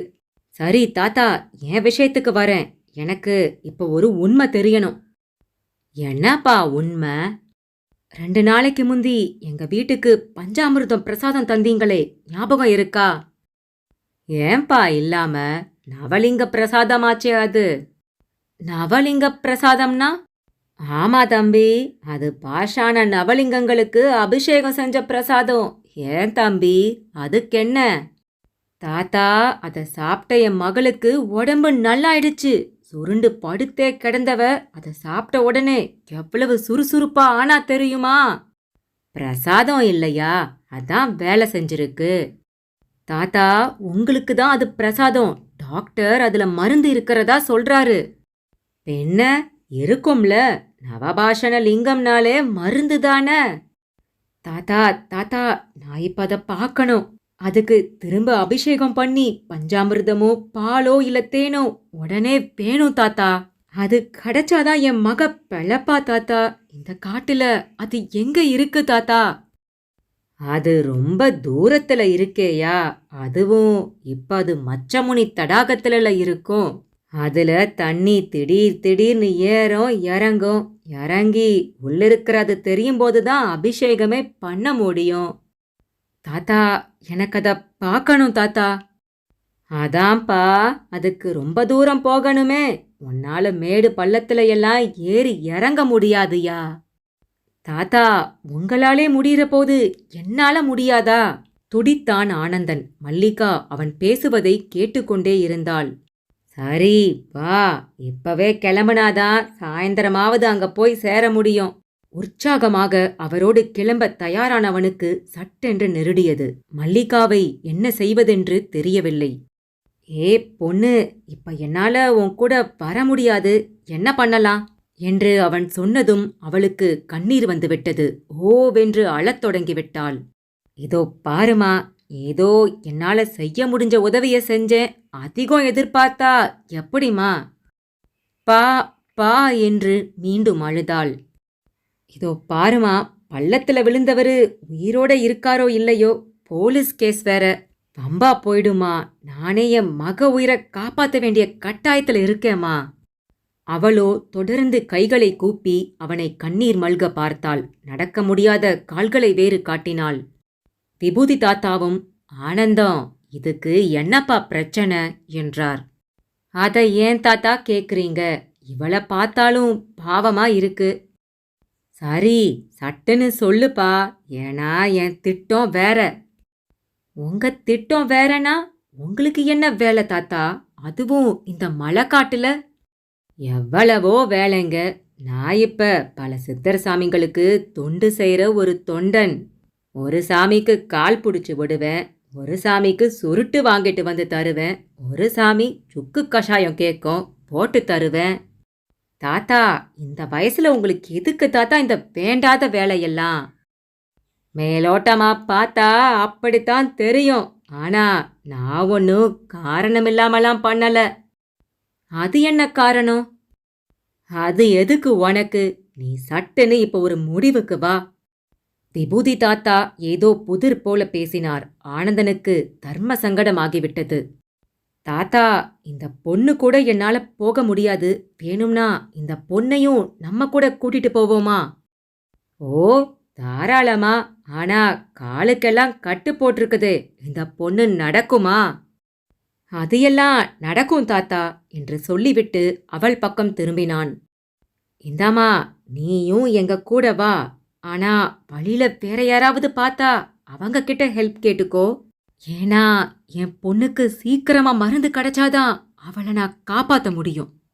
அவளும் வேகமாக தலையாட்டி ஆமோதித்தாள். அதன்பின் அங்கிருந்து கிளம்பினார்கள். தாத்தா அவர்களை வேறு ஒரு பாதை வழியாக கூட்டி சென்றார். தாத்தா, இந்த மலையே உங்களுக்கு அத்துப்படி மாதிரி தெரியுதே. ஆமா ஆனந்தம், இங்க எத்தனை தடவை வந்திருப்பேன்னு சொல்லு பார்க்கலாம். என்ன, ஒரு 20-30 தடவை வந்திருப்பீங்களா? அவர் சிரித்தவராக, அட என்ன ஆனந்தம் நீ, 10-20 தடவை வரதெல்லாம் ஒரு விஷயமா என்ன? இன்னும் 6 தடவை மட்டும் வந்தேன்னு வையி, 100 தடவை வந்தவன ஆயிடுவேன். அடேங்கப்பா! அடேங்கப்பாதான். இங்க நிறைய சாமிங்க இருக்காங்க. ஜெயில இருந்து தப்பிச்சு வந்தவங்க கூட சாமியாருங்க போர்வேல தெரிஞ்சுகிட்டு இருக்காங்க. தாத்தா நடந்து கொண்டே பேசிக்கொண்டே போனார். மல்லிகாவும் தேங்கி தேங்கி நடக்க முடியாதபடி நடந்து அவர்களை பின்தொடர்ந்தாள். மேலே சூரியனின் தாக்கமும் நேரம் செல்ல செல்ல கூடிக்கொண்டே போனது. எல்லோரும் போகும் பாதையை விட்டுவிட்டு முற்றாக வேறு திசையில் அவர்கள் பயணம் இருந்தது. அந்த பாதையும் படுபயங்கரமாக இருந்தது. அடர்வான புதர்கள், குடைபோல் தலைக்கு மேலே கவிழ்ந்திருக்கும் மரக்கூட்டம், திம்மென்று அங்கங்கே நிழல். அப்படி ஒரு நிழலான இடத்தில் நடந்து போய்க் கொண்டிருக்கும் போது உடம்பில் பொட்டு துணி கூட இல்லாதபடி ஒரு சித்தர் திடீரென்று தரையில் மண்ணுக்குள் இருந்து புதைத்த பிணம் மேலே எழுவதைப் போல எழுந்து நின்றார். இருவருக்குமே பகீர் என்றது. ஆனால் விபூதி தாத்தா கொஞ்சம் கூட பயப்படவில்லை. அவர் காலில் விழுந்து எழுந்துவிட்டு தன் வசம் உள்ள ஒரு துணிப்பையிலிருந்து சில சுருட்டுக்களை எடுத்துக் கொடுத்தார். அவர் முகத்தில் ஒரே சிரிப்பு. பதிலுக்கு அந்த சித்தர் குனிந்து தன் காலடி மண்ணை ஒரு கைப்பிடி எடுத்து தாத்தாவிடம் கொடுத்தார். பிறகு அங்கிருந்து கிளம்பினார்கள். தாத்தா, என்ன தாத்தா இது, உங்களுக்கு எதுக்கு காலடி மண்ணு என்றான் ஆனந்தன். ஆனந்தம், அதுக்கு இன்னைக்கு என்ன வேலை தெரியுமா? புறவிப்பாளையம் ஜமீனு இந்த ஒரு கைப்பிடி மண்ணுக்கே பல லட்சம் கொடுப்பாரு. அப்படி இதுல என்ன தாத்தா இருக்கு? இது இருந்தா உன்னோட எல்லா திருஷ்டியும் ஓடி போயிடும். காசு பணமும் உன்கிட்ட கொட்டும். சரிதான், இந்த காட்டுக்குள்ளையும் இப்படியெல்லாம் சமாச்சாரங்களா? அப்படி சொல்லாத தம்பி, இவங்க மதிப்பெல்லாம் உனக்கு தெரியாது. இவராச்சும் மண்ணு தான் கொடுத்தாரு. ஒரு சாமியாரு தங்கமே கொடுப்பாரு. தங்கமா? என்ன தாத்தா, நிஜமாதான் சொல்றீங்களா? வா காட்டுறேன், பார்த்துட்டு சொல்லு. சரி தாத்தா, நான் பார்க்கறது இருக்கட்டும். அப்படி தங்கம் தரவங்கள வச்சுட்டு நீங்க எதுக்கு தாத்தா கஷ்டப்படணும்? அடே, நான் கஷ்டப்படுறதா உன்கிட்ட சொன்னேனா? இல்ல தாத்தா, இன்னும் நல்லா இருக்கலாமேன்னு சொன்னேன். தம்பி, எனக்கு சாமியார் தர தங்கத்தை விட அத அவரு எப்படி செய்யறாருங்கிற ரகசியம் பெருசு. அத தெரிஞ்சுக்கத்தானே கஷ்டப்படுறேன். தாத்தா அப்படி சொன்னபோது ஆனந்தனுக்கு அது அதிர்ச்சியாக இருந்தது. அவன் வரையில் தாத்தா மரணத்தை விரும்பும் ஒரு நபராகத்தான் இருந்தார். ஆனால் இப்போது அவர் பேசுவதையெல்லாம் பார்த்தால் அவருக்குள்ளும் பேராசை ஒளிந்திருப்பது நன்றாகவே தெரிந்தது. தாத்தா திடீரென்று ஒரு இடத்தில் தேங்கி நின்றார். ஆனந்தம், அந்த பொண்ணு நம்ம கூட இனி வரதுல கொஞ்சம் சிக்கல்கள் இருக்கு. நீ என்ன பண்றனா, அவளை கொஞ்ச நேரத்துக்கு உன் பொண்டாட்டின்னு சொல்லு. தாத்தா, என்ன தாத்தா இது? யாருக்கிட்ட நான் இப்படி சொல்லணும்? நம்ம சாமியாருக்கிட்டங்க தான். என்ன தாத்தா? ஆனந்தம், இங்க எல்லா சாமியார்களுமே பிரம்மச்சாரிங்க கிடையாது. சிலருக்கு பொண்டாட்டி செத்துட்டாங்க. அவங்க தான் அப்பப்ப இந்த உடம்ப அடக்க ரொம்பவே கஷ்டப்படுவாங்க. இவ யாரோ ஒரு பொண்ணுன்னா கொஞ்சம் கூட யோசிக்காம உடனே பலாத்காரம் பண்ணிடுவாங்க. ஆனந்தன் அதிர்ச்சியோடு நின்று விட்டான். ஆமா ஆனந்தா, இங்க எல்லா டைப்லயும் ஆளுங்க இருக்காங்க. அவங்க வரையில சந்தோஷமா இருக்கணும். எதை நினைச்சும் கவலைப்படக்கூடாது. விபூதி தாத்தா சொன்ன அடுத்த தகவல் ஆனந்தனை ஒரு உலுக்கு உலுக்கி விட்டது. தாத்தாவோ சகஜமாக பேசியபடி நடந்து கொண்டே இருந்தார். அவர் பேச்சு காதில் விழுந்ததில் மல்லிகா அப்படியே உறைந்து போயிருந்தாள். அதையெல்லாம் கேட்ட பிறகும் அவரை தொடர்வது ஆபத்தான விஷயமாக அவளுக்கு பட்டது. அவள் தயங்கி தயங்கித்தான் நடந்தாள். திடீரென்று வானிலும் ஒரு பெரிய மாற்றம். திமுவென்று மழை மேகங்கள் திரண்டு காற்றும் பலமாக வீசத் தொடங்கியது. தாத்தா, மழை வர மாதிரி இருக்கே. இந்த மழையில மழை வரும் போகும், அதுக்கெல்லாம் துளி கூட சொனங்கக்கூடாது. இல்ல தாத்தா, எனக்கு ஒன்றும் இல்ல, இந்த பொண்ணை நினைச்சாதான். ஆனந்தம், நானும் கவனிச்சுக்கிட்டு தான் இருக்கேன். அந்த பொண்ணுக்காக நீ ரொம்பவே கவலைப்படுறியே. தாத்தா கொஞ்சம் மெல்லிய குரலில் சொன்னதில் கேலி பரவி இருந்தது. ஐயோ தாத்தா, அப்படி இல்ல, ஊமை பொண்ணு பாவமா இருக்குல்ல. நீ வேற பாவம் புண்ணியம்னுட்டு. இங்க இருக்கிற சில சாமிங்க பாவம் புண்ணியம்னு யோசிச்சாலே சிரிப்பாங்க. ஆச்சரியமான பதிலா இருக்கு. ஆமா ஆனந்தம், அவங்கள பொறுத்த வரைக்கும் ஒரு ஊரை சுத்தி பார்க்க போயிட்டு வர மாதிரி தான் நாம இந்த உலகத்துக்கே வந்திருக்கோம். வந்தது கூட ஆத்மா மட்டும்தான். உடம்ப இங்கேயே போட்டுட்டு போய்கிட்டே இருப்போம். அது இருக்கிற வரதான் எல்லாம். அதுவும் ஆளுக்கு ஆளு 50 வயசு 60 வயசுன்னு மாறுபாடுது. இதுல இளமைங்கிறதோ ஒரு 10-15 வருஷம்தான். நீ இப்ப விரும்பினாலும் சின்ன பிள்ளையாட்டம் எகிரி குதிச்சு ஓட முடியுமா? இல்ல மரத்துல ஏறித்தான் தொங்க முடியுமா? எதுவுமே போனா வராது. தாத்தாவின் பீடிகை பலமாக இருந்தது. அதனால இருக்கும் போதும் கிடைக்கும் போதும் எல்லாத்தையும் அனுபவிக்கணுங்கிறது இங்க சில சாமிங்களோட சித்தாந்தம். என்ன தாத்தா, சாமிங்களா இப்படியெல்லாம் சொல்றாங்க? சாமிங்க தான் சொல்வாங்க. அவங்க சொல்றதுல என்ன தப்பு இருக்குன்னு தான் நீயும் சொல்ல. தாத்தா, எனக்கு என்னமோ எல்லாமே தப்பா பாடுது. தப்பா பாடுதுன்னு பொதுவா சொன்னா ஆச்சா? காரண காரியத்தோட சொல்லு. தாத்தா நடைக்கு நடை பேச்சுக்கு பேச்சாக இருந்தார். விடுங்க தாத்தா, நான் இப்படி பேசுறதுக்கெல்லாம் வரல. எனக்கு தேவை என் மகளுக்கான மருந்து. அது சரி, ஆனா மருந்து ஒன்றும் இங்க சும்மா கிடைக்காது ஆனந்தம். அப்படின்னா? சாமிங்க சமாச்சாரம் அது தம்பி. பாஷான லிங்கங்களை சாமிங்க தானே செஞ்சாங்க. ஆகையால அது அவங்க சொத்து. நீங்க பேசுறத பார்த்தா அவங்க பணம் காசை எதிர்பார்ப்பாங்கன்னு சொல்றீங்க. உடனே விபூதி தாத்தா சிரிக்க ஆரம்பித்து விட்டார். அத்தியாயம் 9. அந்த தடாகத்திலிருந்து வெளியேற வழி தெரியாமல் சிக்கிக் கொண்டிருந்த ஆதிகேசவனுக்கு பசியோ தாகமோ இல்லை. ஆனால் அங்கே அகப்பட்டு கொண்டு விட்டோம் என்று ஒரு உணர்வு மட்டும் அவரை பிசைந்து கொண்டிருந்தது. கூடவே மல்லிகாவின் நினைப்பும் வேறு. இவ்வளவுக்கும் நடுவில் அவர் கதைகளில் மட்டுமே படித்திருக்கும் சில வகை பறவைகள் அந்த தடாகத்தில் வந்து தண்ணீர் குடித்துவிட்டு போனதெல்லாம் ஒரு ஆனந்தமான அனுபவமாகத்தான் இருந்தது. அதுவும் அந்த தடாகத்தில் தண்ணீர் குறைந்து கொண்டே போவதும் அவருக்கு ஆச்சரியம் அளித்தது. அவ்வளவு தண்ணீரும் ஏதோ மோட்டார் போட்டு வெளியேற்றப்படுவதைப் போல குறைகிறது. ஆனால் எங்கே போகிறது என்று மட்டும் தெரியவில்லை. ஒரு கட்டத்தில் மிதந்து கொண்டிருந்த அந்த சித்தர்கள் மேல் சூரிய ஒளி செங்குத்தாக படவும் அவர்கள் மெல்ல கண்விழித்தார்கள். அப்படியே மிக மென்மையாக கண்களை கசக்கிக் கொண்டு எழுந்தும் நின்றார்கள். அப்போது அவர்கள் இடுப்புக்குத்தான் தண்ணீர் இருந்தது. அவர்களை பார்த்து ஆதிகேசவனும், சாமி நமஸ்காரம் சாமி என்று கைகளை கூப்பினார். ஆனால் அவர்கள் முகத்தில் கேள்விக்குறி. நீ எப்படி இங்கே வந்தாய் என்பது போல ஒரு ஆச்சரிய ஓட்டம். சாமி, காலையில இருந்து தவிச்சுக்கிட்டு இருக்கேன். எப்படி வெளியில போறதுன்னே தெரியல. ஆனா உங்களையெல்லாம் பார்த்ததுல ரொம்பவே சந்தோஷம் சாமி.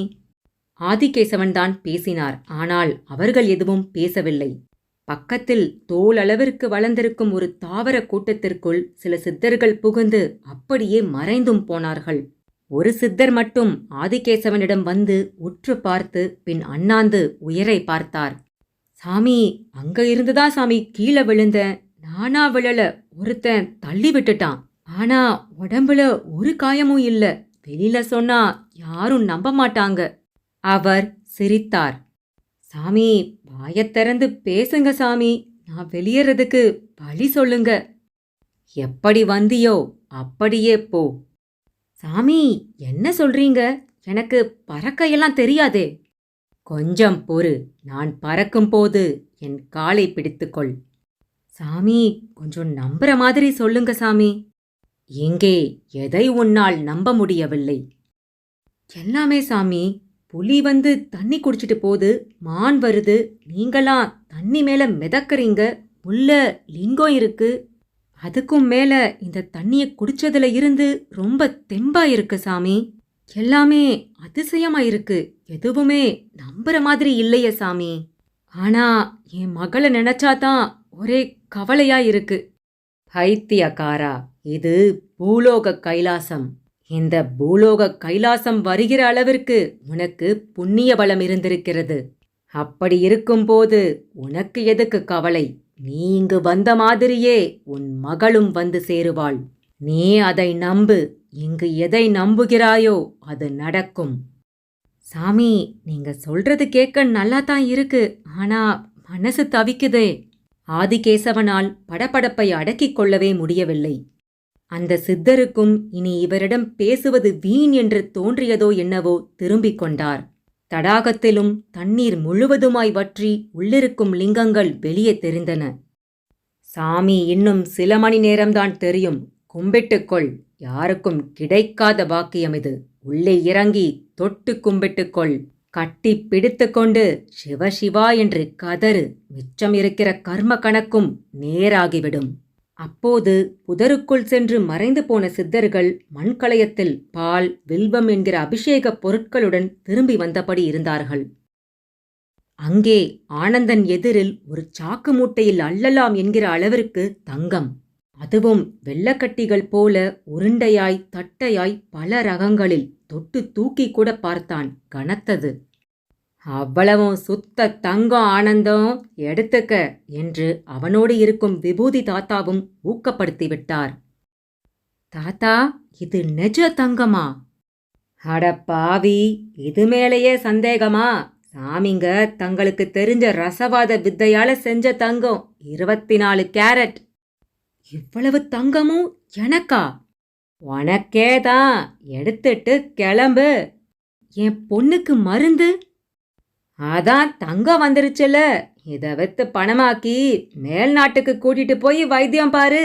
விதி இருந்தா பொழக்கட்டும், இல்லாட்டி யாரால தடுக்க முடியும்? தாத்தா, பாஷாண லிங்கத்துக்கிட்ட மருந்து இருக்கிற போது நான் எதுக்கு மேல் நாட்டுக்கு போகணும்? இதோ பாரு ஆனந்தம், சாமிங்க எப்பவும் ஏதாவது ஒண்ணுதான் தருவாங்க. உனக்கு தங்கம் தந்திருக்காங்க, இது போதாது? இல்ல தாத்தா, அப்படியே கொஞ்சம் மருந்து. அட, உனக்கு சொன்னா புரியாதா? சாமிங்க கோபமா பாக்கறத பாரு. விபூதி தாத்தா அந்த தங்கத்தை தந்த சில சித்தர்களை காட்டி கோபப்பட்டார். அவர்களும் உரைத்து கொண்டிருந்தார்கள். மல்லிகாவும் அவ்வளவையும் பார்த்தபடி நின்று கொண்டிருந்தாள். அவள் உடம்பில் மெல்லிய நடுக்கம் வேறு. ஏனென்றால் அவர்களில் ஒரு சித்தர் மல்லிகாவை பார்த்த பார்வையே சரியில்லை. அவளால் அதை ஜீரணிக்கவே முடியவில்லை. ஆனந்தனும் என்ன முடிவு எடுப்பது என்று யோசித்துக் கொண்டிருந்தான். பின் தங்கத்தை அலட்சியப்படுத்தினான். தாத்தா, எனக்கு இந்த தங்கமெல்லாம் வேண்டாம், மருந்து கொடுத்தா போதும். பைத்தியக்காரா, மருந்து வந்தா உன் மகதான் பழப்பா. ஆனா தங்கம் வந்தா நீ குபேரன் ஆயிடுவ. தாத்தா, எனக்கு என் மகதான் முக்கியம். பாவம், அது உயிருக்கு போராடிக்கிட்டு இருக்கு. சரி போ, நான் மருந்தை வாங்கிட்டு வரேன். நீ கிளம்பு. எங்க கிளம்ப? ஊருக்குத்தான். அப்ப மருந்து? நீ கிளம்பு, நான் வாங்கிட்டு நாளைக்கு உன் வீட்டுக்கே வந்து தரேன். ஏன் தாத்தா, இப்ப கிடைக்காதா? கிடைக்காது. அதுக்கு கைலாச குகை பக்கம் போகணும். அங்க எல்லாராலையும் போய் வர முடியாது. ஆனா தாத்தா, முதல்ல நீங்க அங்க போகலாம்னு சொன்னீங்களே. எப்ப முடியாது. நீ கிளம்பு. நான் சாமிங்களோட போய் மருந்தோட வரேன். அவனும் அதற்கு மேல் இனி அவரிடம் பேச முடியாது என்று முடிவெடுத்து திரும்பினான். மல்லிகாவையும் அழைத்தான். அதற்கு அந்த விபூதி தாத்தா, நீ மட்டும் போ என்றார். மல்லிகாவிற்கு வியர்த்து விட்டது. என்ன தாத்தா சொல்றீங்க? சாமிங்க இந்த கன்னிக்கு பூஜை செய்ய விரும்புறாங்க. பூஜையா? ஆமா, கன்னி பூஜை. நீ கிளம்பு. தாத்தா, நேரவே விஷயத்த சொல்லுங்க. அவங்களுக்கு இவ வேணும், அப்படித்தானே? ஆமா, அப்படித்தான். தாத்தா, இது பாவம். உன் வேலைய பார்த்துட்டு போ. ஊர்ல 1000 பொண்ணுங்க, யாரு எக்கேடு கெட்டா உனக்கு என்ன? தாத்தா, நானும் உங்களை சந்திச்சதுல இருந்து பார்த்துக்கிட்டே இருக்கேன். உங்க பேச்சே சரியில்லை. இதோ பாரு, அனாவசியமா தகராறு பண்ணாத. இந்த தங்கத்தையும் வேணும்னா எடுத்துட்டு போ. இடத்த முதல்ல காலி பண்ணு என்று சொன்னவர் அவனை பிடித்து தள்ளிவிட்டார். மல்லிகா வாய்விட்டு அழ ஆரம்பித்து விட்டாள். இந்தா பொண்ணு, நீ மட்டும் சாமிங்க சந்தோஷப்படுற மாதிரி நடந்துகிட்ட உன்னை சாமிங்க பேசவும் வைப்பாங்க. அவங்களால முடியாததே இல்லை. கீழே விழுந்த ஆனந்தன் எழுந்தான். அவனுக்குள் புயல் வீச ஆரம்பித்தது. கோபத்தோடு வந்தவன், இதோ பார், உனக்கெல்லாம் மரியாதையே இல்லை. எனக்கு தங்கமும் வேண்டாம், மருந்தும் வேண்டாம், உன் சங்காத்தமே வேண்டாம். அந்த பொண்ணை கூட்டிட்டு நான் கிளம்புறேன். வாமா என் கூட. இவங்க எல்லாம் சாமியார் ரூபத்துல இருக்கிற கிரிமினலுங்க. தாத்தா முகம் மிளகாய் கடித்த மாதிரி ஆகிவிட்டது. ஆனந்தம், கோபத்துல எவளோ ஒருத்திக்காக சாமிங்களை பகச்சுக்காத. அட போயா, நீ இவ்வளவு மோசமானவனு நான் கனவுல கூட நினைக்கல. ஊரு பக்கம் வந்தனு வையி. ஆனந்தம், நல்லா யோசிச்சு முடிவெடு. 1000 கிலோ தங்கம். சீ, வாய மூடு. வெக்கமா இல்ல? இந்த பொண்ணு அழுவுறத பார்க்கும்போது என் பவித்ரா ஞாபகம் வருது. என் பொண்ணுக்கு இப்படி நடந்தா நான் சும்மாவா இருப்பேன்? அப்ப இப்ப என்ன பண்ண போற? சினிமா ஹீரோ மாதிரி சண்டை போட போறியா? நிச்சயமா. யாராச்சும் கிட்ட வந்து பாருங்க, மண்டைய பிளந்துடுவேன். சாமியார்னு சொல்லிக்கிட்டு அநியாயமா பண்றீங்க. அவன் கோபத்தின் உச்சிக்கே செல்ல மல்லிகா அவனை ஒட்டி கொண்டாள். அதையும் மீறி ஒரு சாமியார் அவளை நோக்கி வரவும் கட்டுப்போட்ட கால்களோடையே ஓட ஆரம்பித்தாள். அவரும் துரத்தினார். அவள் ஓடி முடிந்த இடம் ஒரு மலைப்பாறை நுனி. கீழே அதல பாதாளம்.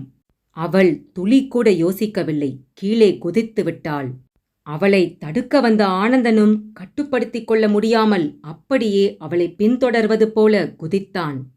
இருவரும் கீழே விழவும் விபூதி தாத்தா ஏதோ சாதித்து விட்டதைப் போல சித்தர்களை பார்த்தார். சாமி, பாத்தீங்களா? என் ஆனந்தன் ஜெயிச்சிட்டான். நான் அவனுக்கு அமிர்தத்தை கொடுத்தது சரிதானு இப்பவாவது உங்களுக்கு புரிஞ்சிருக்குமே. அவர்களும் சிரித்து கொண்டார்கள். பிறகு அவன் போய் இந்த மலையை பற்றி தப்பு தப்பாக சொல்வான்தானே என்று கேட்டார்கள். விபூதி தாத்தாவும் நிச்சயமா என்றார். இந்த மலை நன்றாக இருக்க வேண்டும் என்றால் மனிதர்கள் இந்த பக்கம் வரவே கூடாது. போதும் அவர்களது பக்தியும் பேராசையும். அவர்கள் எந்த அர்த்தத்தில் அப்படி சொல்கிறார்கள் என்றும் விபூதி தாத்தாவுக்கு புரிந்தது. அங்கே தடாகத்தில் தண்ணீர் திரும்பவும் நிறைந்திருந்தது. முதலில் மல்லிகா வந்து அதில் விழுந்தாள். பின்னாலேயே ஆனந்தனும் வந்து விழுந்தான். தண்ணீருக்குள் அடி ஆழம் வரை சென்றுவிட்டு மேலே வந்தவர்கள் எதிரில் ஆதிகேசவன் நின்று கொண்டிருந்தார். அவரை பார்த்த ஆச்சரியத்திலும் அதிர்ச்சியிலும் மல்லிகா அப்பா என்று கூப்பிட்டு விட்டாள். ஆதிகேசவனுக்கு பரவசமாகிவிட்டது. மல்லிகா கண்ணு, நீ என்ன கூப்பிட்டடா? அவளும் அதே ஆச்சரியத்தோடு ஆமாப்பா என்றாள். டேய், உனக்கு பேச்சு வந்துடுச்சுடா. ஆமாப்பா, என்னால நம்ப முடியல. உனக்கு பேச்சு வரும்னு எனக்கு நம்பிக்கை வந்துருச்சுடா. ஏன்னா நம்ம நிக்கிற இடம் அப்படி. அப்பா, நீங்க எப்படி இங்க? அந்த களவாணி பையன்தாண்டா என்னை இங்க தள்ளி விட்டான். நான் இங்க விழுந்தப்ப இங்க தண்ணி மேல நிறைய சித்தருங்க மிதந்துக்கிட்டே தியானம் பண்ணிட்டு இருந்தாங்க. தியானத்தை முடிச்சிட்டு தண்ணிக்கடியில இருந்த நவலிங்கங்களையும் எடுத்துட்டு போயிட்டாங்க. போகும்போது இந்த தண்ணியை எடுத்துட்டு போய் தினசரி ஒரு ஸ்பூன்னு 1 வாரம் குடிச்சா எல்லாம் சரியாயிடும்னு சொல்லிட்டு போனாங்க. சரிடா, அந்த களவாணி பைய எங்க? ஒன்னும் பண்ணலையே. இல்லப்பா, இதோ இவரால தான் நான் தப்பிச்சேன். சார், என் பேரு ஆனந்தன். என் மகளுக்கு ஒரு தீராத வியாதி. அதுக்கு மருந்து இங்க பாஷாண லிங்கங்கள்ல இருக்குன்னு தெரிஞ்சு அதுக்காக வந்தேன். எனக்கும் இங்க வந்ததுல இருந்து மோசமான அனுபவம் தான். ஆமா தம்பி, இந்த மலைக்கு நாம வந்ததும் போதும். இத பத்தி இனி யார்கிட்டயும் சொல்லவும் வேண்டாம். அப்புறம் இந்த தடாக தண்ணி தான் மருந்து தம்பி, எடுத்துக்கோங்க. அந்த தடாகத்தை சுற்றி பார்த்தான். சில மண்கலயங்களும் தெரிந்தன. அதில் அவர்களுக்கு தேவையான தண்ணீரை நிரப்பிக் கொண்டார்கள். ஆதிகேசவனுக்கு இப்போது போவதற்கும் வழி தெரிந்துவிட்டது. சித்தர்கள் வந்து போன வழித்தடத்தில் நடந்தார். அவரை ஆனந்தனும் மல்லிகாவும் பின்தொடர்ந்தார்கள். சித்தர்கள் நுழைந்த புதருக்குள் மூவரும் நுழையவும் அவர்களும் மறைந்து போனார்கள். மீண்டும் ஊமைச்சாமி குடிசை. கண்களை கசக்கிக் கொண்டு எழுந்த ஆனந்தனுக்கு பக்கத்தில்தான் ஆதிகேசவனும் மல்லிகாவும் படுத்திருந்தார்கள். அவர்களும் எழுந்து கொண்டார்கள். ஊமைச்சாமியும் எதிரில் வந்தார். உங்க 3 பேரையும் உங்க பக்தியும் சத்தியமும் தான் கைவிடல. அது இனியும் கைவிடாது. ஆனா உங்கள மாதிரியேவா எல்லாரும் இருப்பாங்க? அதனால இந்த மலை பக்கம் வந்துட வேண்டாம்னு எல்லார்கிட்டையும் சொல்லுங்க என்று ஊமைச்சாமியும் தன் பங்கிற்கு சொல்லி அனுப்பி வைத்தார். திரும்பி நடந்து வரும் வழியில் யானை பிளிரும் சப்தம் கேட்டது. கொஞ்சம் பயமாகவும் இருந்தது. சிலர் சிதறி ஓடிக்கொண்டிருந்தார்கள். ஒரு பாறை மேல் யானை மிதித்து கொன்ற நிலையில் அண்ணாமலை பிணம். இப்போது மூவரும் அடிவாரத்தை நெருங்கியிருந்தார்கள். முதல் காரியமாக மகாலட்சுமிக்குத்தான் போன் செய்தான். மகா, நம்ம பொண்ணுக்கு மருந்து கிடைச்சிருச்சு. சந்தோஷங்க, சீக்கிரம் வாங்க. சாமி நம்மள கைவிடல. தொலைவில் மகாலிங்க சன்னதியிலிருந்து மணி ஓசை ஆமோதிப்பது போல ஒலித்தது.